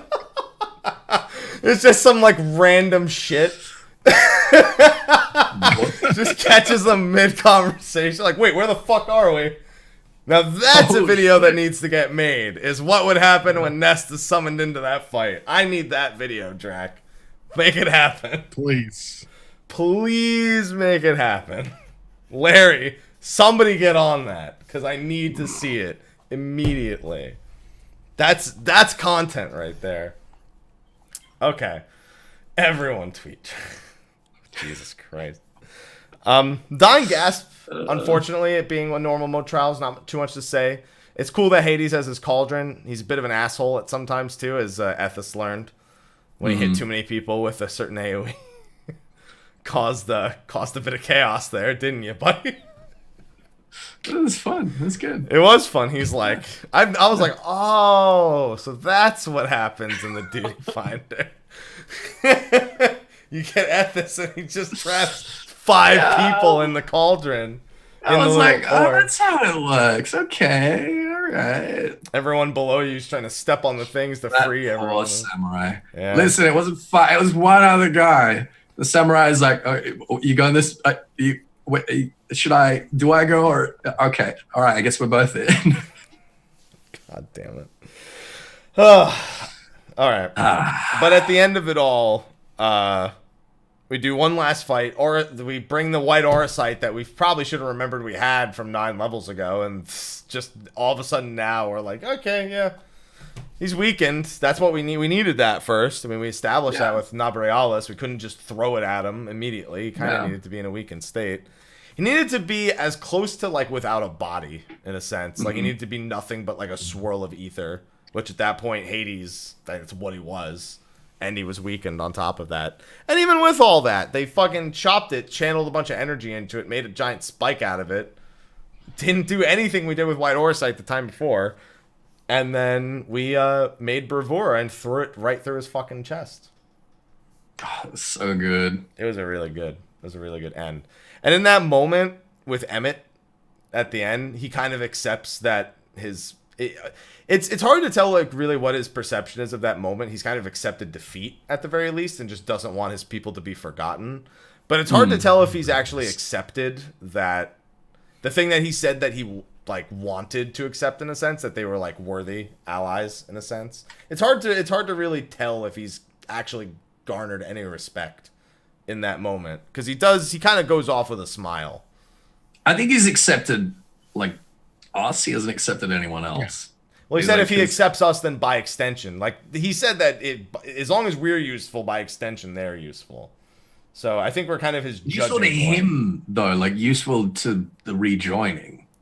Yeah, but he Like still he's has not to gonna have, be he's not gonna be okay with the idea that the rejoining's not gonna happen. He doesn't have a fucking choice now, does he? I mean, you had to kind of make Jesus step back when he got a gaping hole in your fucking. Yeah, it's true. But he was kind of like suggesting that was it. That's like, that's the Ascians done. We're done. You did it. He's like, Go on. Elidibus won't do shit. Yeah, pretty much, right? There's no faith in Elidibus because he knows La Habrea is gone. So he's like, well, if they beat 2 of us, they're gonna beat the 3rd one. Yeah. Technically 4. I don't know. I almost detected this level of like acceptance of what he had kind of interpreted as flawed people, even if you're the least flawed of them, because you're 9 parts rejoined at this point. I don't know. Well, I guess you can rate it a bunch of different ways. Yeah, a little bitch. There you go. He's dead, so it doesn't matter. No, it doesn't really. We come to a pretty sad moment, probably probably everyone's favorite moment with G'raha where you finally say G'raha, and he just loses it. Yeah, you've ruined his sweet prank. He's upset. God. I've been preparing this prank for like 100 years, and you're just like, I know you're G'raha. He's like, oh shit. Fuck you. You've ruined everything. God damn it. Why couldn't you just gone along with it? Why couldn't you just laughed at my joke? That's okay. Ethys trashed G'raha's Wi-Fi. I did. Yeah, it's great. It's great. Yeah, 300 years. I mean, to be fair, he wasn't awake for the 200 years it took to fashion the Crystal Tower. He wasn't just chilling for those. He was chilling, but he was chilling asleep. Yeah. He wasn't awake for all 200 years that it took. So we'll just give him the benefit of 100 and call it so. But with all that, you go through a pretty funny scene where fuck it, Urian J's drowned and dead. I don't care that he's in the final scene walking through. He's fucking dead. You can't find him in the hut. Where the fuck is he? And I asked G'raha, hey, where is everyone? He didn't even mention his fucking name. It's just gone. He doesn't exist anymore.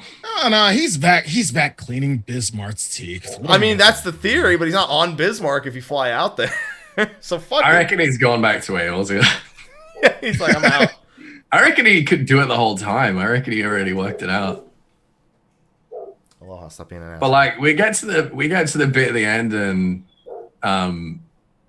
G'raha's like, well, I can't send you home because like you were gonna go home as soon as I died because I summoned you. Like I have to die to release. And I'm just looking at Urian J and waiting for him to be like, all right. It's funny. Somebody pointed out if you go back to that scene, you can actually see Urian J floating face down in the water. Yeah. I didn't notice that. I didn't notice that at all. I was like, you'll be fine, don't worry. Yeah, that's exactly what happened. She's so worried about Alphino, but she's like, Urian J is probably dead. Whatever. No, that was Ishtola who said, he'll be fine. Yeah.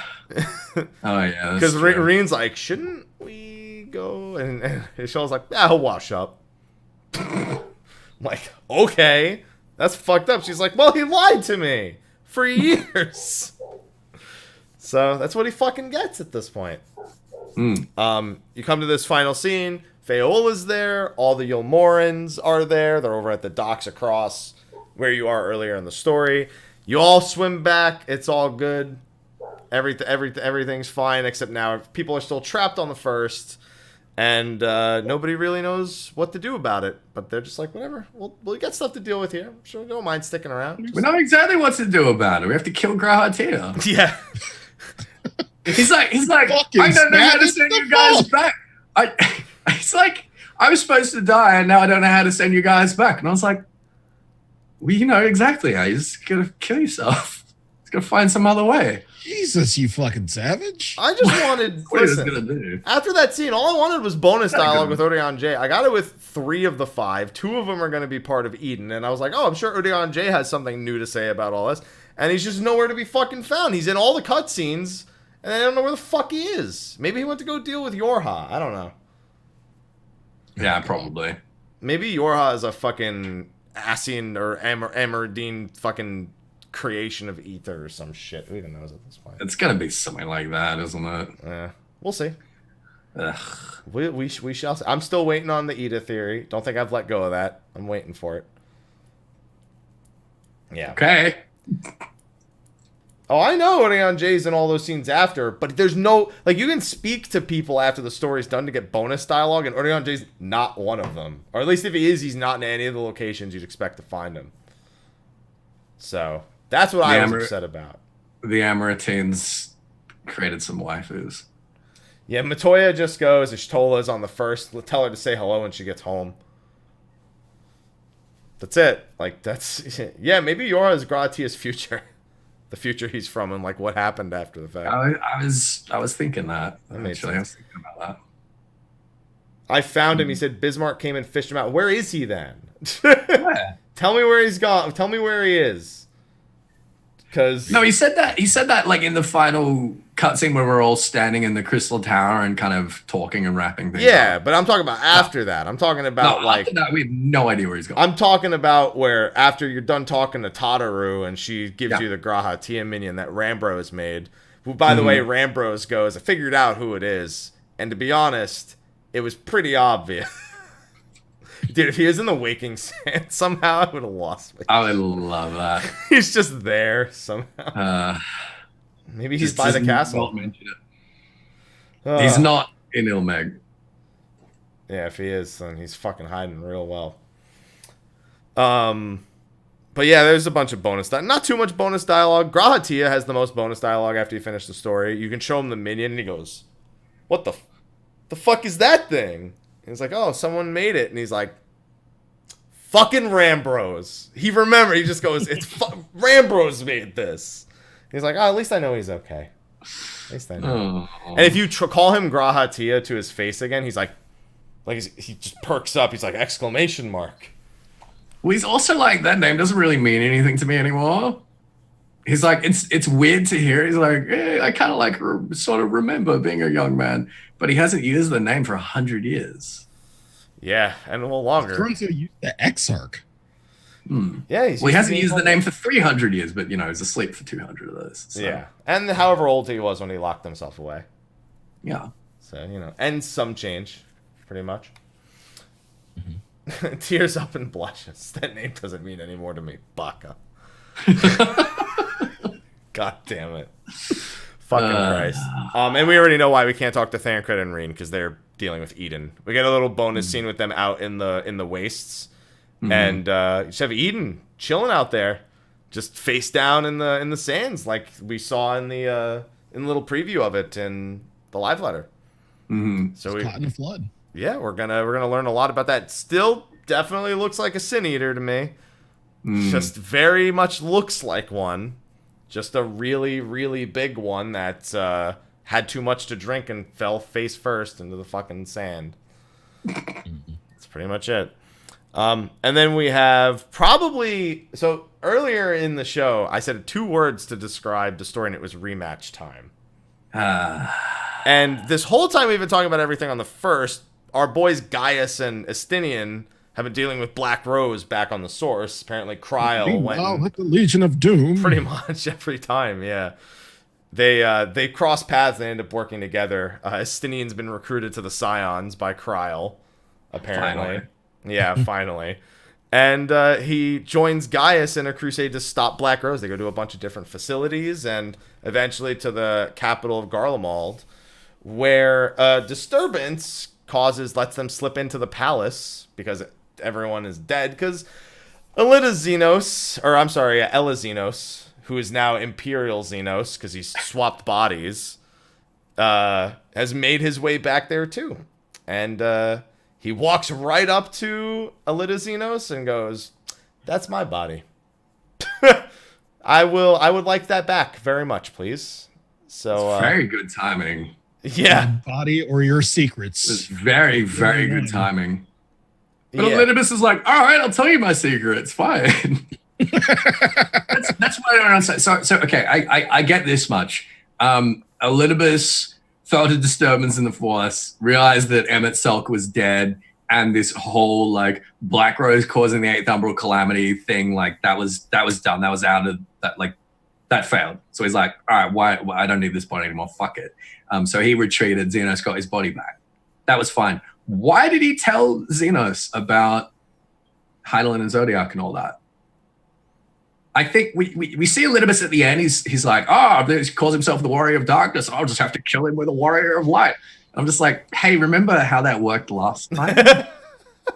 He just keeps flip-flopping on it. Yeah. But then Xenos is talking about, we just gotta take, like, we're gonna take the power of the star. He seems to be implying he's gonna be like, all right, well, I'm gonna take all the darkness and you're gonna take all the light and we're gonna fight each other. It's gonna be epic. I'm wondering if Elidibus doesn't mean to make Xenos his champion and make Xenos his Warrior of Light. He might. Do you really think he's gonna go along with that though? Xenos? Actually, if it means fighting, Absolutely. if it means fighting our character, yes, 100%. If it means like getting powered up as much as possible and then fighting us, then absolutely he'll go along with it, 100%. That's literally, I mean, that's been the topic of Xenos' discussion. Is despite being a very one-dimensional character, he's incredibly motivated to the point of being intriguing. Yeah, in a sense, because he was my two favorite thing, my most favorite thing about Stormblood, my least favorite thing about Stormblood. My favorite thing was Xenos. My least favorite thing was him losing his initial body in 4.0. Him just offing himself until we found out later he wasn't actually dead. Because he was a character I wanted to see cause a lot. I felt like he had a lot more left in him, and that is apparently the case. Because he is our enemy. He is our friend. He's our friend. And he is going to bring about a fucking second sundering if he really gets what he wants at this point. That's essentially what he's implying, is not even necessarily another sundering, but a sundering level event. he just wants to fight. Doesn't care about the consequences. Yeah, but that's how far his obsession is taking it. And see, that's why I'm saying, that's why I'm questioning the motivation to work with Elidibus, because he just wants a fight. He doesn't need Elidibus, and I damn sure think he doesn't like him after taking his body. So why would besides, He doesn't care either way. Yeah, I don't think he's got any beef with Elidibus. Hell, he was even excited Elidibus had his body, because he's like, well, I can fight my own body. And then Elidibus pieced out. He's like, I would have loved to have crossed swords with myself. Which He didn't have any beef out of with context Varys is a either. terrible sentence, but you know. Yeah.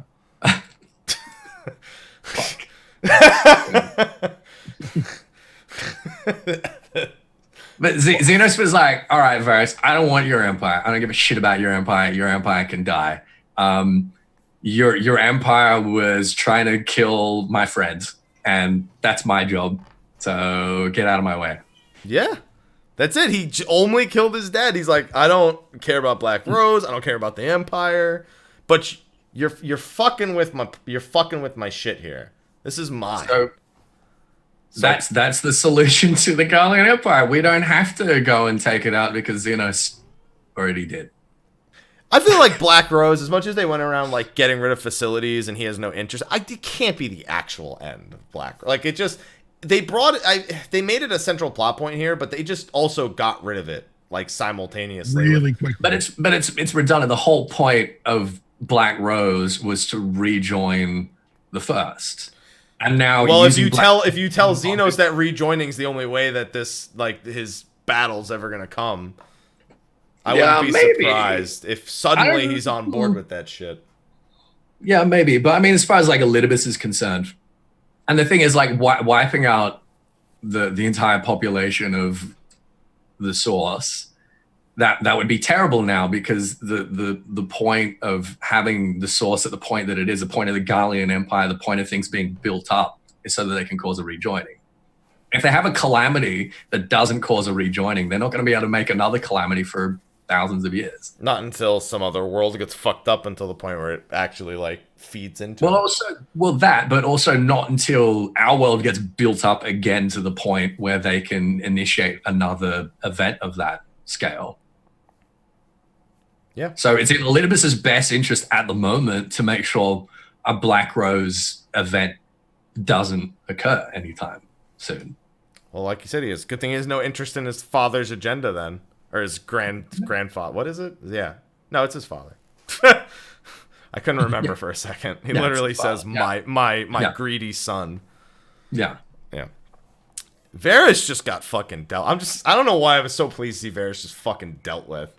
They made him seem like he was going to be this massive menacing force at the end of Stormblood. With this like agenda to rejoin to one people just so they could overthrow the Ascians. He got shit on. I'm surprised. I'm a little surprised that he didn't end up with the Echo himself. Yeah, I actually was thinking that he didn't have the Resonant. Which is really the big thing. And you have to wonder if the Resonant, even though it's a quote borrowed Echo, the fact that it's merged as many souls as it is. Well, it's no different from an Echo. No, I know that, but it's a borrowed, as he uses the term Echo, in a sense. And instead of rejoining souls that actually belong to him initially, he just has other souls in there. So I'm wondering if... Again, that cutscene was kind of left open-ended. Do you really think Varys is done with? He's dead. Yeah, so is Gaius. No. you drop a huge facility and blow it up on top of his head, and he's like, "No, I don't think I will die." You think what, Varys? You think Xenos is going to kill him with a fucking sword? Yes. Listen, if Estinian doesn't jump his ass out of there, he is. Which is going to be what ends up happening. Estinian's going to drag Gaius back to the Rising Stones, and he's going to be like, well, this is what's happening right now. We didn't kill Gaius. We did kill Xenos, effectively. Or he killed himself. Well, he killed himself, yeah. But we did the job. We're going to need White Auracite to kill Xenos, aren't we? At this point, that's the only way. Probably. Yeah, probably, yeah. There's really no other way to kill him. Like, he's proven that at this point. Unless we get Fordola to do it. Body would be a start. Apparently, in the Summoner job quest, Fordola and Ehrenvault are there. In the level 80 job quest. Fucking really? Apparently. I saw chat say that like an hour ago, and I meant to That doesn't surprise me. Yeah, it makes sense. That's very cool, but that doesn't surprise me. Oh, we learned more about the Dragon Song War from the Dragoon. Yeah. Yeah. I mean, it kind of felt like we were just honoring Nidhogg from the quest line, but I kind of wanted more out of it. I see what they mean by consolidating 5 like quests into one, because essentially it was 5 scenes that probably would have been split up across 5 quests, just done back to back to back to back. They just did cutscenes for it, just a little bit of an addition to it. Apparently the Scholar one's really good. I haven't done the Dancer or the Gunbreaker one yet. And like I said earlier, so far the tank role quest was pretty good, and I'm looking forward to the White Mage one soon. Paladin job quest sucked again. That's what I see in the chat. That's unfortunate. Yeah, okay. All right. And then, because we were already over 2 hours in, although I don't think that's a surprise to fucking anybody, on top of having Eden, on top of having the Xenos thing, on top of Mr. Elidibus fucking on the moon again, trying to summon the opposite type of warrior again. Yeah, it worked so well last time. Yeah, so great. It only made us rejoin again with another fucking soul, essentially. When did Elidibus become such a bitch? A little bitch. He's been a bitch the whole time. The only time he looked cool was when he went into the Waking Sands. No, he was cool right up until when he took Xenos' body, and I was like, really? What did he do at that point? He started. Well, I mean, up until that point, he was cool because he was like so different from La Habrea, and he never like did anything directly. He was always just like puppeteering, and that was cool. And then he like gave up on that, and he was like, I'm just gonna do the shit that La Habrea did. I mean, he did say he got tired of calling himself an emissary. Yeah, he definitely has turned into a bitch. He's pretty angry at this point, because now he's as alone as he could possibly be. He's fucking terrified. He should be. Yeah. Everything's falling apart around him.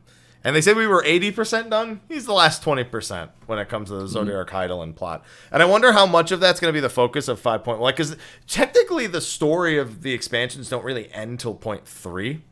Yeah. That's like when the plot itself is fully resolved. This felt like it could have been like a 0.3 level kind of solution, because the remaining problems are the people being stuck on the first. and whatever Elidibus and Xenos, like individually, what their plots end up kind of unfurling into. So there's a lot of question marks about, outside of trying to send people back to the source. Well, the way it's looking at the moment is that point 3 has got to be like us v Xenos one last time. Please. Please. Rematch, boys. Fucking rematch. Give us a give us a proper Xenos fight, not his Shade and Tsukuyomi and a 4-man dungeon boss. Trial? I mean, next time we fight Xenos, he's gonna be a trial. Like, Shinryu is as close as you get, but Shinryu is not Xenos. I never tell, like, a lot of people are like, oh, we did fight Xenos, he's Shinryu, and I'm like, nah. What else? Is he gonna have, like, some other transformation? Dude, he's gotta have, like, a Nidstinian level kind of thing. I need that. Right. Yeah, okay. Kind of like Ascian Prime from Heaven's Ward, kind of a little bit. Yeah. Ascian Prime's dumb. Looking back now that what we know about Lahabrea, like being one of the 3 unbroken, forming with a broken Ascian soul to create Ascian Prime, I'm like, that doesn't make sense. Shouldn't all 3 of you together be Ascian Prime, technically? Well, you say that's dumb, but that's like... That's exactly what Ascians do. He just takes ether and forms whatever the fuck he wants. I mean, that's exactly how he beat Emmett. It was like, well, we're useless now, but if I take one more little bit of soul, suddenly, that's exactly what Ascian Prime was. It was Lahabrea and just like a little bit more. Well, the big thing I have is like, how did Emmett's like so not a bitch, and Lahabrea was so much of a bitch compared to... Well, he explains it earlier in the MSQ by saying Lahabrea is like hopped so many bodies and like spent so much of his anima, we'd have to assume. Yeah. On bullshit. Whereas Solace is just, well, Emmett has just been Solace, sleeping, just kind of like having naps. I wonder what his name was in the Allegan. I wonder if he probably didn't go by Solace there. Wonder what his Allegan name was. Don't know. We know he wasn't like as kind of direct as he was as Solace. Right. Yeah. Maybe he was a Mon. Maybe. No, I don't think that's... Kind of. We fight him on. Yeah, we fight him on. So, yeah, because Nabrialis was more of a badass. Even though he was not an unbroken. He was just he was even dumber, but he was in every way still better than Lahabrea. I don't know how he managed that one. So then we come to the dungeons. Obviously, we spoke about the Amarat. Academia... It's got some pretty interesting stuff going on in there, but I think the big dungeon everyone talks about is the twinning. Which literally is the entire backstory of how Graha's plan essentially comes to be. Yeah. Oh my god, the twinning was amazing.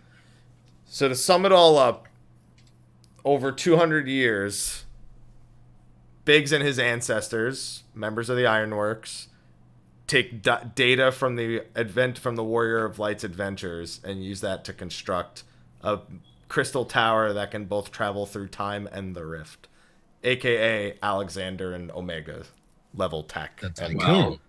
Which makes sense, which is why the song canonically has all those elements in there. Yeah. Oh, it's so good. It was amazing. Yep. So they like basically did an anti-tower. They dug a well down into the live stream. Yeah. And used that to access the rift, and then built a replica Alexander to control it. Alexander, his time travel, used a shitload of ether, and he thought that he was going to like drain the whole of the Javanian hinterlands by teleporting around. Well, the Crystal Tower is like a giant like ethereal battery. It's a giant like ethereal nuclear reactor that's just been sitting there for, you know, thousands and thousands of years. And that turned out to be enough ether. Yep. So it connected. Oh, and of course, studying Omega, they needed to use Omega to be able to navigate through the rifts. Yes. Yeah. So it combines. Yeah, Omega was one of those scenes at the end where the Typhoon was. There was. Yeah. So it wrapped up Crystal Tower, Alexander, Omega, Anti-Tower, like so just all in one dungeon. Pretty much. And they got around this idea of us like having to be careful about referencing stuff in the MSQ that people haven't done yet because of time travel. Because if you haven't done it yet, you will do then it by eventually. 200 years in the future, you will have done it. By the 8th Umbral Calamity, technically. Yeah. Even if you never play it in game, your character canonically at some point in their lifetime will have done it. And they can have knowledge of that 200 years in the future. Even if your character right now going into that dungeon hasn't done Crystal Tower or Omega or Alexander. There's a really, really smart way to solve that paradox. Yeah, and then chat's bringing up a few things. They may not have precisely given a fuck about the ether of the planet, considering what the planet state was kind of in as That's well. a good point. That's a good point as well. It's like, yeah, we're done with this one anyway. Like, we're taking another go. So just take what's left. That's a good point. Although that shit's broken now. That tower ain't going anywhere anymore. They didn't really explain that. We had to go, it had to be broken. We had to go down and break it because that's the sort of Deus Ex Machina you cannot have hanging around down there. Mm-hmm. Because every time there's a problem, we would just be like, we got a time machine. So the time machine had to go. But they didn't explain like why we did that, really. They're just like, there's some shit going on under the Crystal Tower. Go and look at it. We never speak to Grahatir about it. And I think that there was nothing wrong with it and that Grahatir just knew that we had to go and destroy it to make sure that no one else could use it. Pretty much. There's also, after you beat it, they say there's still more to figure out. And they say in the coming days, they'll uncover more. And I'm like, well, fucking hurry up. I want to know now. Yeah, right? Twinning hard mode in 5.5? I'd be into that. That'd be good. I'm into that Just knob. stop sending researchers down there. Just leave it the fuck alone. Yeah, pretty much. God. There's gonna be some other reason why, like, the ether, like the machine down there is like bad news. They turn the fucking thermos into a mob. That was so good. I was so happy with that. I'm so excited. I was like, he did it. He did it. The madman, he did it. Yeah. I don't know. That was really good. I don't think it was broken. I don't think there was anything wrong with it. I think Grahad just knew that we had to destroy it before someone else managed to use it. And again, just for the narrative point, it's like you can't have that hanging around. I mean, Emmett was already planning on some time travel shit. You know, he was going to extract whatever. He was going to use it, yeah. Whatever the Exarch knew. But now it's like, well, how does Grahad send us back? Did he not need that? Us? Well, the Scions. Oh, okay. Because I was going to say us, meaning because we just walked through. We're just like, all right, we're going to go back now. I mean, the thing is, like, we knew that the Crystal Tower already had the ability to open portals. Yeah. It's just that apparatus was how they sent the whole fucking tower. Yeah. So we'll just, I mean, maybe by understanding that, I mean, if they understand how the tower used the power, even if they don't need the tower itself, that could be how they send everyone back. Understanding what was down there could be what they used to send. They at least try to come up with a blueprint of how to send the souls back to the source. Yeah, souls that can probably have bones and break and still die, despite your inability to comprehend that. Well, Graha doesn't know how it works. He just knows how to use it. Yeah. As well. So yeah, that's good old Graha. I'm sure that we'll be seeing plenty more of all these familiar faces, but by God, has hell of a resolution to the initial expansion story, and at the same time, I've never needed a 0.1 patch more. Like, luckily we have Eden, which is very closely entwined to the fate of the first, to kind of push that narrative forward a little bit, but that is not the same as a 5.1 main scenario. Well, the 5.1 main scenario is going to be about like the sort of B story with, you know, the Garleans and Xenos and all that. Yeah. Whereas the A story, the MSQ narrative, that's going to feed like directly into directly into Eden, right? Yeah. You know what? It's something I found interesting because they tend to do this for very particular reasons. When you go back to Tataru, she explains Kryl recruited Estinian, and Sid's, Biggs at the beginning of the story is like, Sid's off doing something else. Whenever a character's off doing something else, they're usually part of a side content. There's also because here's the thing, we also have the question of Tartarus still, and there are actually monsters in the first that reference Tartarus. One of the S ranks, Ixtab, mentions Tartarus again, and that's still a plot point from the previous expansion. Ixtab? Yeah, Ixtab mentions Tartarus when you if you just let them idle, they mention something about Tartarus. Really? Yeah. And that's and remember, Ixtab is a Ronkin, those mobs you run in. Have you seen Ixtab? Ixtab's one of the they're one of the ads that you run into in as soon as you enter the level 75 dungeon. So there is more mention of Tartarus in the first, on top of mention of it in the source. So yeah, and all their spells are Tartarian spells. So Ronkin. You know what? I did notice that actually. Yeah. So that is still a pretty major question. Is Tartarus? Yes, Tartarus a deep dungeon? Is it another term for the rift? Another portion of the rift in some way. So we gotta see, because we know that the Garleans, or whatever the fuck's left of them at this point, whatever the hell's left of that empire, which is a lot of people but not a lot of structure, they have the technology to access gates that lead to Tartarus, and it's apparently a thing that exists on the first as well. So whatever it is, the Ronkins knew about it, and the help me out, the lighthouse, the people, give me the name, begin with a G, give me the name of the people who built the lighthouse, Ritterana Lighthouse, the Gaugans. Oh, right. Yeah. Okay. Yeah. They both are aware of this realm, in a sense, or this magic, or this whatever existence it is. So there's something going on here with these ancient civilizations. And it's weird that only these ancient civilizations seem to be aware of it. I just want to know more. Maybe that's where Yorha is. Everything's a path to Yorha at this point. We're just trying to fucking quantify it. We're trying to link everything to Yorha, and I don't like it. Stop doing it, please. No, please don't. Yeah, we already know it's Ida.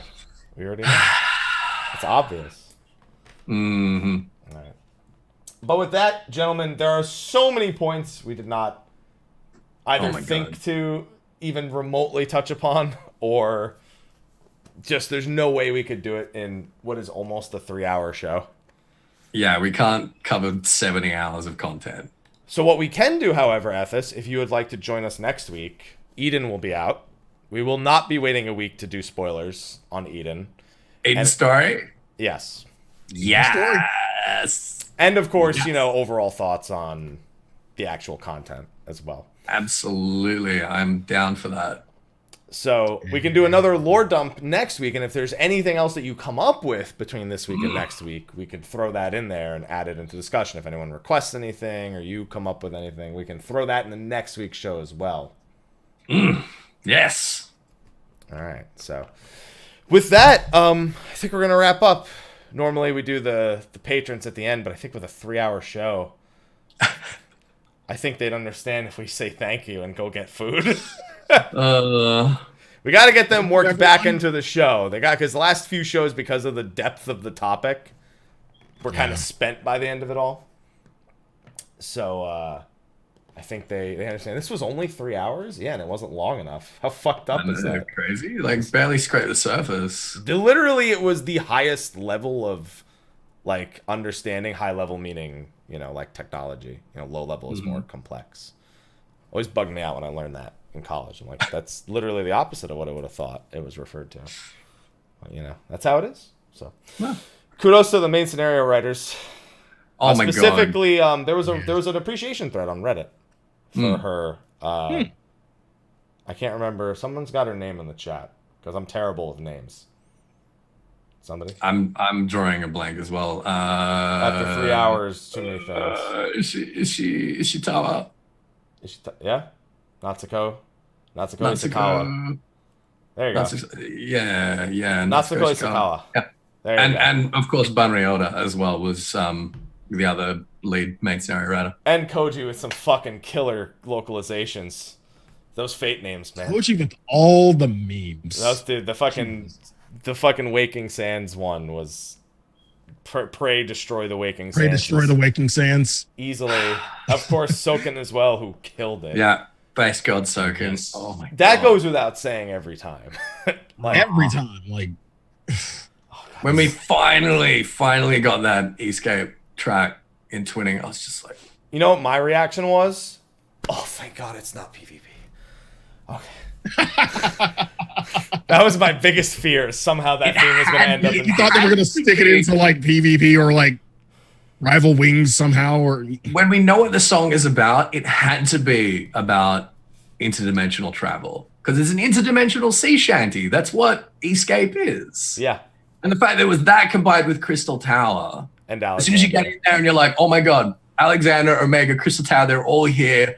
We've got the song. It fits. It makes sense. Oh my God. Fucking genius. Oh. And I think they have to make more dungeons. They got to follow that up. Yeah. In a patch. And that is no easy task. And it's only probably going to be one again. So that is we are working these people silly. And we appreciate all of it.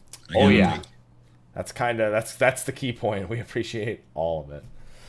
So thank you to our patrons for supporting. I'm sure you understand that reading the 3 or 4 minute long list of names, which people have requested that we put a credit on the side. You see where the chat is. Move the chat down and put a scrolling credit throughout the duration of State of the Realm as opposed to listing at the end. I have heard that. I've heard it from Mondays with Mr. Happy as well. For some reason, OBS keeps crashing when I set it up. So it's still in the works. I don't know why OBS crashes every time I try to set scrolling text, but it's really not fucking liking it. And it's pissing me the fuck off. So with that, I will try again to have that next week. But with a 3-hour show, let's go get some food. But first, we have to give everyone the opportunity to say what they're doing, who they are, all that good shit. So you can PogChamp all you want, but you can PogChamp to Ethys' face while he squeezes a Corpicur and explains who he is. I'm Ethys. That's who I am. I'm squeezing a Corpicur. His name is Corey. Do you get it? You can find me on YouTube, Twitch, Twitter, Instagram, Facebook, everything. Ethys Asher. Expect some YouTube law stuff. Again, we have to reassess a lot of our first principles, and that means I have to go back and redo a lot of old videos to make sure that we're up to speed. So look forward to that. And yeah, I'm still streaming Twitch full time, so come check that out as well. And support his YouTube channel on Patreon because of YouTube being YouTube. Yeah, that one. Yeah, he'll never remember to call it out himself, so I'm doing it for him. There is a Patreon link on my YouTube, so check that out as well. Thanks. That's all. Thanks, guys. Love you all. Mwah. Okay. Slyh, why don't you tell everyone where they can find you at? Why is your camera fucked up? I had it set up before the stream started, and now it's all fucked up. Nope, there it is. That's weird. I just clicked around different ones. There you go. I fixed it before swapping over. They just had to stare at this for a little bit. Okay. There you go. Well, hi. You can find me at twitch.tv/Slyh, aka Greyfox. You can find me on Twitter at Slythefox. Instagram, Slyakagreyfox. YouTube.com/The Velvet Room. It's just a lot of Shadowbringers. I started doing Fish and Chill again. Because that's the thing. I need to fucking level my gatherers and crafters. And Fisher's pretty fucking chill. And pretty easy if you do the deliveries, so it's not that bad. Yeah, a lot of Shadowbringers. That's pretty much it. Like, really the only other thing of note in July is 3 Houses, which I'm really looking forward to. But other than that, yeah. A lot of Shadowbringers. Hey. And Happy, where can they find you? You can find me telling my cat to please stop scratching the fucking carpet for half the show because he's impatient waiting for first dinner because he eats so fast I have to feed the fat fuck in 2 different sittings so he doesn't throw up from eating too fast. Love you, Aloha. Anyway, you can find me, Mr. Happy1227, Twitter, Twitch, Facebook, YouTube, and Instagram, all of those places. And as Sly said, a lot of Shadowbringers as well. Probably be almost exclusively Shadowbringers until after Eden Savage is done because I'm sure at that point I'll finally try to make some time for other games. The late end of the summer is quite varied. A lot of shit coming out towards late August and throughout all of September. And good God. Yeah, especially Dauntless is going to be doing trials soon, and Iceborne will be out, so there'll be a lot of monster hunting by the end of the summer. Yeah, buddy. God, I can't even name all the things that are coming out in the next couple months after the Shadowbringer stuff dies down. But until then, guides, videos, podcasts, questions, answers, it's nonstop. So be ready for a lot of it. And I'm almost done with my trusts to 80, so please just stab me in the eyes right now. God bless you, Happy. Listen, Urion J is still level 72 because I don't want to fucking use him. You don't have space for him. I don't have space for him because there's only 1 tank trust, there's 3 DPS, there's 2 healers. I outpace the 1 healer I'm trying to level. I've gotten almost 2 jobs to 80 and no trust to 80 in that time. So I haven't even started on that. Good fucking luck. Hey, the good news is when you get them to 80, you get to change their outfits. My Thancred's in his Heavensward outfit, and I don't know what the fuck Reen's gonna wear. Probably just gonna go back to being blonde hair, blue-eyed. I don't know what the fuck they're gonna do for her. Is she gonna wear Celia's outfit? Wasn't Minfilia 15 when she was called a Celia? She was somewhere in that vicinity. Maybe they'll just put her in a Celia's outfit. I don't fucking know. Wouldn't that defeat the whole point of her? I don't know. What else are they gonna do? All that's changed is the eyes and the hair. That's all changed. Give us something different. Give us something unique. No, none of the other ones are unique. They're all their old outfits. Ishtola's gonna be her Stormblood outfit. Fucking Urion J's probably gonna be his Waking Sands giving you EX Primal quest cutscene. And what are the other ones again? Fucking Alphino is no scarf, and Alice is I don't know. That's it. Maybe she'll wear a cloak from the fucking trailer. Maybe that. Maybe she'll wear a cloak from the trailer. No, alt skins. They're not actual glamour. They would not let you glamour a fucking 15-year-old. I can promise you that. Somebody brought that up. They're like, why don't they just let you glamour? I'm like, that's why. Nope. Not a fucking chance in hell. That shit ain't happening. So get that shit out of there. So anyway, with that, we are going to go into post-show. Very short one. Thank you, Ethys, again, for joining us. I guess, do we want to do Tuesday or a different day? Drops Tuesday night, right? Yeah, so you won't even be well, no, you'll be awake. It'll be like yeah, Tuesday should be fine. It'll drop at like 7 p.m. Yeah, okay. It should be fine. Yeah, it should be alright. There you go. So we'll do Tuesday again next week for normal mode. So that's good with you, Sly? That is good with me. All right, confirmed next Tuesday, 4 p.m. Pacific, next show. Eden's story and anything left over from this week that we didn't get to. So with that, we're going to move on to the post show, and we will see you next week. So thank you. Until then. Thanks, everyone. Bye-bye. See you next week. Cheerio. Bye-bye.